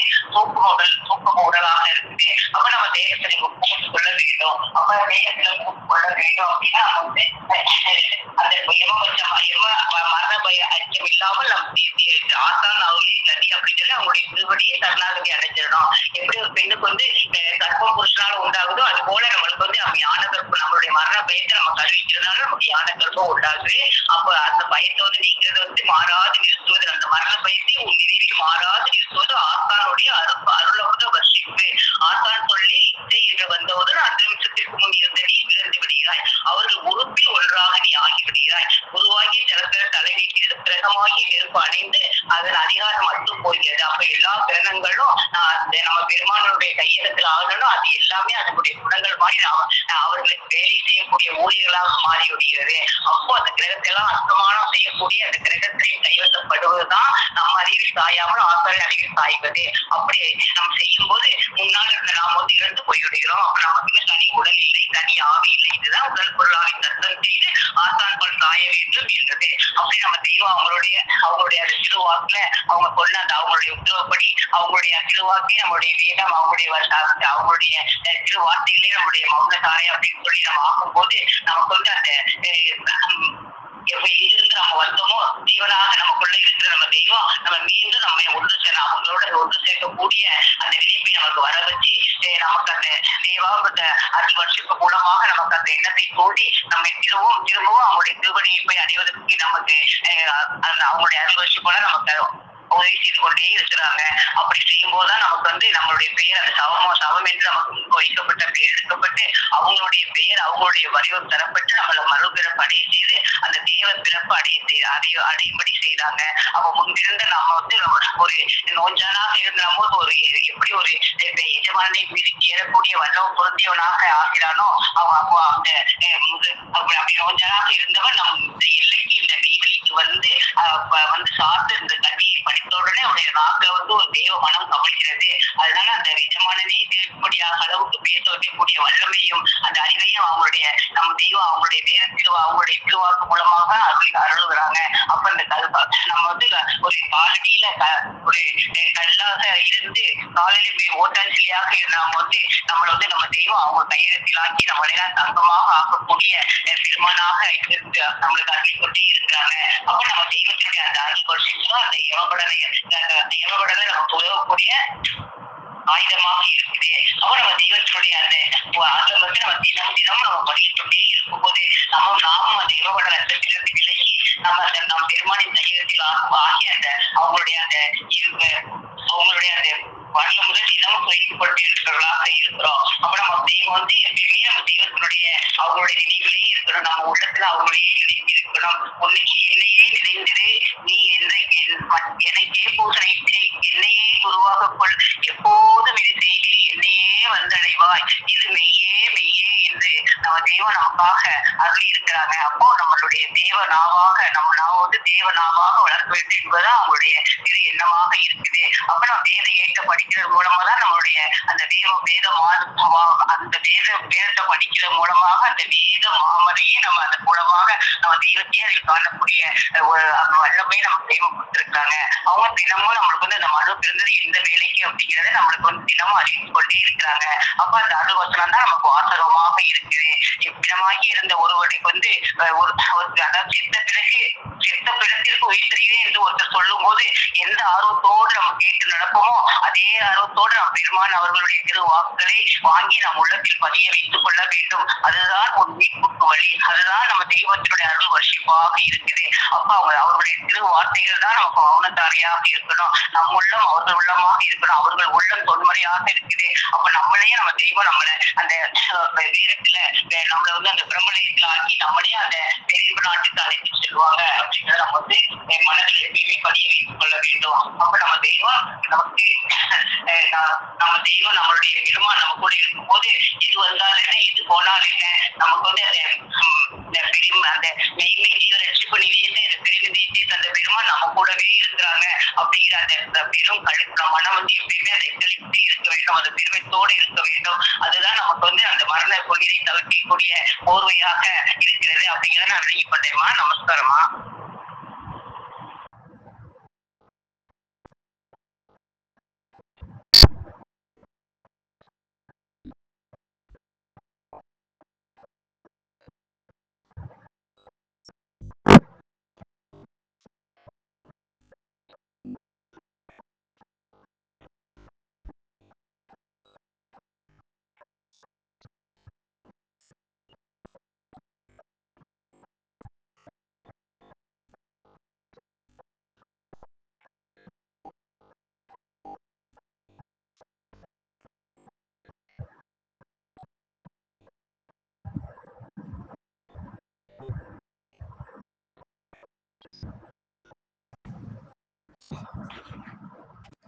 ஜீவ சகோதரி சாலை அமுதா அவர்கள். இன்னைக்கு வந்து திருவாக்கியம் 56ல இருந்து எடுத்து கொடுத்தீங்க. அச்சமில்லா வாழ்வில் வந்து உங்களுக்கு ஆசைதானே அப்படின்னு சொல்லிட்டு. யாருக்குதான் ஆசை இருக்காது? ஆசைதான். ஆனா வந்து நம்ம என்ன பண்ணோம், அதுக்கு வந்து அந்த பாம்பை கண்டால் அச்சம் வருது. அப்ப பாம்பு வந்து அச்சம் இருக்குதுன்னு சொல்லிட்டு நம்ம வந்து அச்சப்பட்டுட்டே இருப்போமா? இல்ல, அதுக்கு ஒரு ஆயுதம் எடுத்துக்கிறோம், தடி வச்சு அடிக்கிறோம். அப்ப வந்து பசி வந்து விடும்னு, பசி வருதுன்னு சொல்லிட்டு அச்சத்திலேயே நம்ம உட்கார்ந்துட்டு இருக்கோமா? அதுக்கு வந்து ஒரு உணவு தெரியும், எவ்வளவு காலத்துக்கு வந்து நமக்கு தேவையோ அதுக்கெல்லாம் வந்து எடுத்து நம்ம வந்து சேகரிச்சு வச்சுக்கிறோம். அப்ப இந்த மாதிரி எல்லாம் பண்ணிக்கிறோம். ஆனா இறுதி நேரத்துல நம்ம திருப்பியும் வந்து வேற, ஆனால் வந்து இறுதியில் வருது யமன் அந்த பேரிடிக்கு, அதுக்கு நம்ம என்ன தேடி வச்சிருக்கோம்னு பார்த்தோம்னா ஒன்னும் கிடையாது. அப்ப நமக்கு வந்து அது நம்ம அந்த மரணம் அச்சம் வந்து நீக்க வந்து உன்னிடத்தில் ஒரு ஆயுதம் வேண்டுமே அப்படின்னு. இப்ப ஆயுதம் வேண்டுமான்றது கூட நமக்கு தெரியாது. வெளியில இருக்கவங்களுக்கு ஆயுதமா அப்படியா என்னன்னு கேட்பாங்க. ஆனா நமக்கு வந்து தெய்வம் வந்து அந்த இருளை நீக்கி, அந்த அறியாமை நீக்கி நமக்கு வந்து அந்த பிரகாசத்தை நமக்கு எல்லாமே எடுத்து கொடுக்குறாங்க.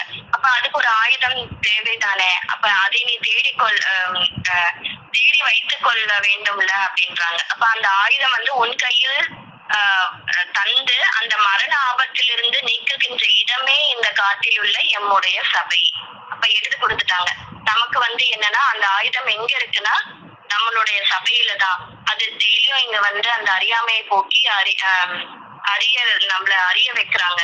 அப்ப அந்த சபை வந்து இப்ப நமக்கு வந்து இது டெய்லியும் வந்து இந்த கற்பக தெருவுல அந்த மாதிரி நம்ம இருளை போக்கி நம்ம வந்து அந்த அறியாமையை போக்கி நமக்கு வந்து வெளிச்சத்தை தரதா இருக்கு. அப்ப அந்த இன்னும் என்னன்னா நீதி எனும் பொருளான மனுக்குலத்தை அதை எடுத்து கொடுத்தீங்க. அந்த ஃபர்ஸ்ட் ஆதிமை உதய பூரண வேதாந்தத்துல நமக்கு ஃபர்ஸ்ட் பாடலே வந்து அந்த நீதி எனும் பொருளான மனுக்குலத்தை நித்தியத்திற்கே தான் படைத்தாங்கன்றத வந்து எடுத்து நமக்கு வந்து ஃபர்ஸ்ட் பாடமே அதுதான். அப்ப நமக்குள்ள இருக்க நாமத்தை வந்து நம்ம தரிசிக்கணும்ன்றதை எடுத்து கொடுத்தீங்கக்கா. அப்ப மனிதனுடைய கடமை வந்து என்ன? அப்ப நம்ம மனுவா பிறந்துட்டோம், நமக்கு ஒரு கடமை இருக்கும்ல, அது என்னன்னு பார்க்கும் போது மனிதனுடைய இதய கமலத்தில் அந்த ஈசனை முறையாக இவன் நம்ம தரிசிக்க காலத்தில் வந்து எளிதாக இருக்கும். ஏன்னா அவங்க வந்து நமக்கு நம்ம நாமத்துக்குரியவங்களா அவங்க இருக்கும் போது அது நமக்கு வந்து தரிசிக்கிறதுக்கு வந்து ரொம்ப எளிதா இருக்கு. அதை தரிசிக்கும் போதுதான் நாம் தேவனாக ஆக்க பெறுகிறோம்ன்றது வந்து இன்னைக்கு வந்து ஒரு தெளிவுக்கா. அப்ப சவமாக நாம் பிறந்தோம், அந்த சவத்திற்கு ஒரு ஜீவனை தந்து அந்த ஜீவனே பிரகாச ரூபமாக உன் முன்னால் வந்து அவர்களை சந்தித்து அந்த நாமத்துக்குரியவங்களா நம்ம வந்து ஆக வேண்டும்ன்றது வந்து இன்னைக்கு அந்த சபை மூலியமா தெரிஞ்சுக்கிட்டேங்கா. அப்ப அந்த ஜீவதேக நாட்டில் வந்து நாம எப்படி இருந்தோம்னா நம்ம ஒன்றாகத்தான் இருந்தோம். ஆனா அங்க வந்து நம்ம பிரிந்து இங்க வந்துட்டோம், திருப்பியும் அங்கே போய் நம்ம சேரணும். ஆனால் அது நமக்கு வந்து ஞாபகம் வந்து இருக்கானா? கண்டிப்பா இல்ல. அங்க ஒரு திரை விழுந்துருது. அந்த திரையை வந்து என்னன்னா நமக்கு இந்த மாயைய இந்த உலக தீட்டிலேயே இந்த தூள வாழ்க்கையிலேயே நம்ம வந்து இருக்கோம். அந்த ஜீவ வாழ்க்கையை பத்தி நம்ம நினைக்கல. ஏன்னா நமக்கு வந்து அந்த நித்தியமா இருக்க போறோம்ன்றது வந்து இந்த தூள வாழ்க்கையில தான் வந்து நித்தியமா இருக்க போறோம்னு எல்லாத்தையும் சேர்த்துக்கிறோமே தவிர அந்த ஜீவன் வாழ்க்கையில தான் நமக்கு அதை எதுக்கு உள்ள வச்சு படைச்சாங்கன்னா நம்ம அந்த நித்திய வாழ்க்கையை வந்து கை போடணுன்றதுக்காக. அந்த ஒரு மிருகத்துக்கு எவ்வளவு பெரிய உடம்பு எவ்வளவு இது வந்தாலும் அடுத்த நேரம் உணவுக்கு வந்து அது வந்து தேடாது. ஏன்னா அதுக்கு வந்து அந்த நித்தியம் என்ற இது வந்து அதுக்குள்ள வச்சு படைக்கலாம். ஆனா நமக்கு எதுக்கு படைச்சாங்கன்னா அந்த ஜீவன் நாட்டில் திருப்பியும் போய் நம்ம எங்க இருந்து வந்தோமோ அங்கேயே போய் சேரணும், அந்த இதுக்குள்ள பரமாத்மா கூட சேரணும்ன்றதுதான். அதுக்காக தான் அங்க வச்சு படைச்சாங்க. ஆனா நம்ம இந்த மாயையில மாட்டிட்டு இந்த உலகத்துல வந்துட்டு நம்ம எல்லாமே மறந்துட்டு உட்கார்ந்துட்டு இருக்கோம். அப்ப என்ன நடக்குதுன்னா அவர்களே தூளம் எடுத்து வந்து நம் ஜீவனை காட்டிய பிறகுதான் அவங்களே ஜீவனாக அவர்களே தான் அந்த இருக்காங்க அப்படின்றது. நம்ம நாமத்துக்குள் வந்து அவங்களதான் இருக்காங்கன்றது எனக்கு தெரிஞ்சுக்கிட்டேங்கா. அப்ப வந்து நம்மளால முடியாதது வந்து இதெல்லாம் நம்மளால முடியுமா அப்படின்னு நினைப்போம். ஆனா கண்டிப்பா வந்து நாம் அந்த காலத்தில் வந்து இது எளிது அப்படின்னு அவங்க எடுத்து கொடுக்குறாங்க. அப்ப நமக்கு வந்து என்னவா இருக்குன்னா நம்ம அந்த ஆயுதம் வந்து நம்ம கையில வந்து அந்த மரண ஆபத்தில் இருந்து நீக்கிற இடம் வந்து இந்த காட்டுக்குள் இருக்க நம்மளுடைய சபை என்று இன்னைக்கு வந்து தெரிஞ்சுக்கிட்டேங்க. அனைவருக்கும் நமஸ்காரம். ஜீவ சகோதரர் சாலை கோகுல் அண்ணா அவர்கள். பாத்திரமாக வைத்துக் கொள்கின்ற பிரம்ம வித்தியை நமக்கு அறிவித்திய நம்ம தெய்வத்திற்கு நமஸ்காரம் நன்றிகள். உலக அச்சத்துக்கு நீங்குவதற்கு பாம்புக்கு ஒரு கோல் வைத்துக் கொள்வோம். உலக அச்சத்துக்கு அனைத்து கருவிகளையும் நாம் வைத்து வாழ்ந்து வருகிறோம். ஆனால் அந்த யமனுடைய அச்சத்திற்கு நமக்கு மெய்வழி சாலை என்ற வைகுண்டத்தை ஏற்படுத்தி நாம் முன்னோர்களுக்கு நம் தாய் தகவல் மெய்வழி அனந்தர்கள் அனந்திகள் என்ற பட்டமும் கொடுத்து நாம் அனைவருக்கும் சாலை என்ற ஒரு நாமத்தையும் கொடுத்து அந்த யம நட்சத்தை போக்குவதற்கு தெய்வ வீசநாடி தவம், குழல் வணக்கம், வாக்கியம், மூலமந்திரம், சதா மூலமந்திரம் உச்சரித்துக் கொண்டும் அந்த யம பயத்தை நீக்கி சதா யம பயத்திலிருந்து நாம் முன்னேறுவதற்கும் யம பயத்தை நீக்குவதற்கும் ஓதி நீதி என்னும் பொருளான மனுக்குடத்தை நித்தி என்னும் நித்தியத்திற்கே படைத்தார். அறிந்தறிந்தும் உயிர் உடலும் தேவராமே பாமரறியார் பண்டிதரறியார் என்று சாலை ஆண்குறி என்ற ஒரு அவர்களுடைய கையெழுத்தையும் விட்டு நமக்கு அளித்துள்ளார்கள். உயிர் உடலும் என்றது விஸ்வரூப தரிசனம் கண்டு காண வேண்டும். பிணிமுக்கு சாக்காடு அணுகாமல் இருக்க வேண்டும். ஜீவதேகம் வைர தேகம் பெற்று அறிவு என்றும் அறிவு துளங்க மாணிக்க வைர தேகம் எடுத்து சாலோச்ச பதவி அடைந்து மரணமில்லா பெருவாழ்வு அடைய வேண்டும் என்பதற்காகவும் நாம் தினம் தெய்வத்துடைய மூலமந்திரத்தையும் தெய்வ வாக்கியங்களையும் கூடி பகிர்ந்து கொண்டும் அந்த யமனை அங்காரம் செய்யும் அளவிற்கு நமக்கு யம பயத்தையும் கடந்து இருக்கும் ஒரு வல்லபத்தையும் கொடுக்க வேண்டும் என்று ஆண்டவர்களை வேண்டிக் கொள்ளும். என்னையே நினைந்திரு, என்னையே பூசணித்தை, எம்மையே உருவாகொள் என்று தெய்வம் தந்த அந்த நெறிமுறைப்படி வாழ்ந்து அந்த யம நிலையை கடந்து ஜீவலோகத்திற்கு நாம் அனைவரும் செல்ல வேண்டும். இந்த மெய்யே என்ற தெய்வத்தினுடைய வாக்கிற்கு இணங்க தெய்வத்திற்கு கொடான கோடி சபைக்கும் கொடான கோடி நமஸ்காரம் செய்து விடைபெறுகிறேன். நமஸ்காரம். ஜீவ சகோதரி சாலை சாந்தி அவர்கள். நமது குலதெய்வம் பிரகாசம் சாலை ஆண்டவர்களின் வாக்கியத்தில் ஜீவ சம அடைய வேணும்னு நம்ம ரொம்ப பயந்து போனால் எப்படி நம்ம பயந்து ஒதுங்கி நிற்கிறோமோ எவன் கிட்ட போகாம நம்ம ஆண்டவர்கிட்ட தெய்வத்துக்கிட்ட போகணும் என்று நாம் எல்லோரும் ஒன்றாக கூடி இங்கே அனைவரும் நாம் அவருடைய வாக்கியத்தை கேட்டுக்கொண்டு இருக்கிறோம். நான் இதுவரையும் கேட்டுக்கொண்டுதான் அக்கா இருக்கிறேன். இது நம்ம பயம் இல்லாத வாழ்க்கை. நம்ம யாரை தேடி போகிறோம், நம்ம எதுக்காக பிறந்தோம், எதுக்காக வாழ்ந்தோம், எதற்காக நம்ம தெய்வத்தை அடைகிறோம், நாம எல்லோரும் தீவ பிரகாரம் அடைய வேண்டும் என்பதற்காக தினம் இந்த வாக்கியத்தை அவருடைய பேருரையை கேட்டு நம்ம எல்லோரும் நல்வழி போகிறோம் என்று அவர் குலதெய்வம் சபா பிரகாசம் சாலை ஆண்டவர்கள் திருவாய் மனது தினம் முத்தி பேருரையை நாமல் மீண்டும் தொடர்வோம் என்று நமஸ்கரிக்கிறோம். ஜீவ சகோதரர் சாலை சிவகுமார் அவர்கள். அக்கா தந்தை இந்த பிரம்ம பிரகாச மெய்வழி சாலை ஆண்டோர்கள் திருப்பாதம் பூற்றி அவர்கள் தந்த இறக்கி தந்த வேத முத்துக்கள் அக்கா எங்களுக்காக ஒவ்வொன்றும் கோர்த்து எங்களுக்காக தந்த அக்காவுக்கு மிக்க நன்றி. நமஸ்காரம் அக்கா. ஒவ்வொரு இப்ப எப்படி பாம்பை விட தடியை வச்சு கொண்டிருக்கோம் அந்த மக்கள் எப்படி இருக்காங்கன்னா வரக்கூடிய அந்த யமன் என்ற அந்த மூர்த்த தடியனை விரட்ட நம் தெய்வமார்கள் ஒவ்வொரு வேத முத்துக்கள் நமக்காக தந்திருக்காங்க. அப்போ தெய்வம் நம்மளுக்காக எது நம்மளுக்கு முக்கியத்துவம் கொடுத்துருக்காங்கன்னா இந்த தூள தேகத்திலிருந்து உனக்குள்ள அந்த ஜீவ தேகம் அதுதான் நமக்கு காப்பாற்றக்கூடியதா இருக்குது. அப்போ இந்த தூள தேகத்துக்கு வரக்கூடியது என்ன வேணாலும் வரலாம். உடம்புல கை கால் அசதி ஒவ்வொன்றும் கஷ்டங்கள் வரலாம். ஆனா அதெல்லாம் யாரு கொடுக்குறதுனா அந்த யமன் தொட்டாதான் அந்த வாதனை வரக்கூடியதா இருக்குது. அப்போ இதுக்கெல்லாம் ஒரு உழவு இருக்குன்னா தெய்வமர்கள் நம்பி அவருடைய தினந்தோறும் அவங்களுடைய அருள் அமுத வசிப்ப தினந்தோறும் செவி வழியா உட்கொள்ளதான் நம்முடைய ஜீவதேகம் வரப்பேறும். அப்புறமா இந்த மனுவானவன் நித்தியத்துக்கே படைக்கப்பட்டவன். நீதி எனும் பொருளான மனுகூலத்தை நித்தியனும் நித்தியத்திற்கே படைத்தான்.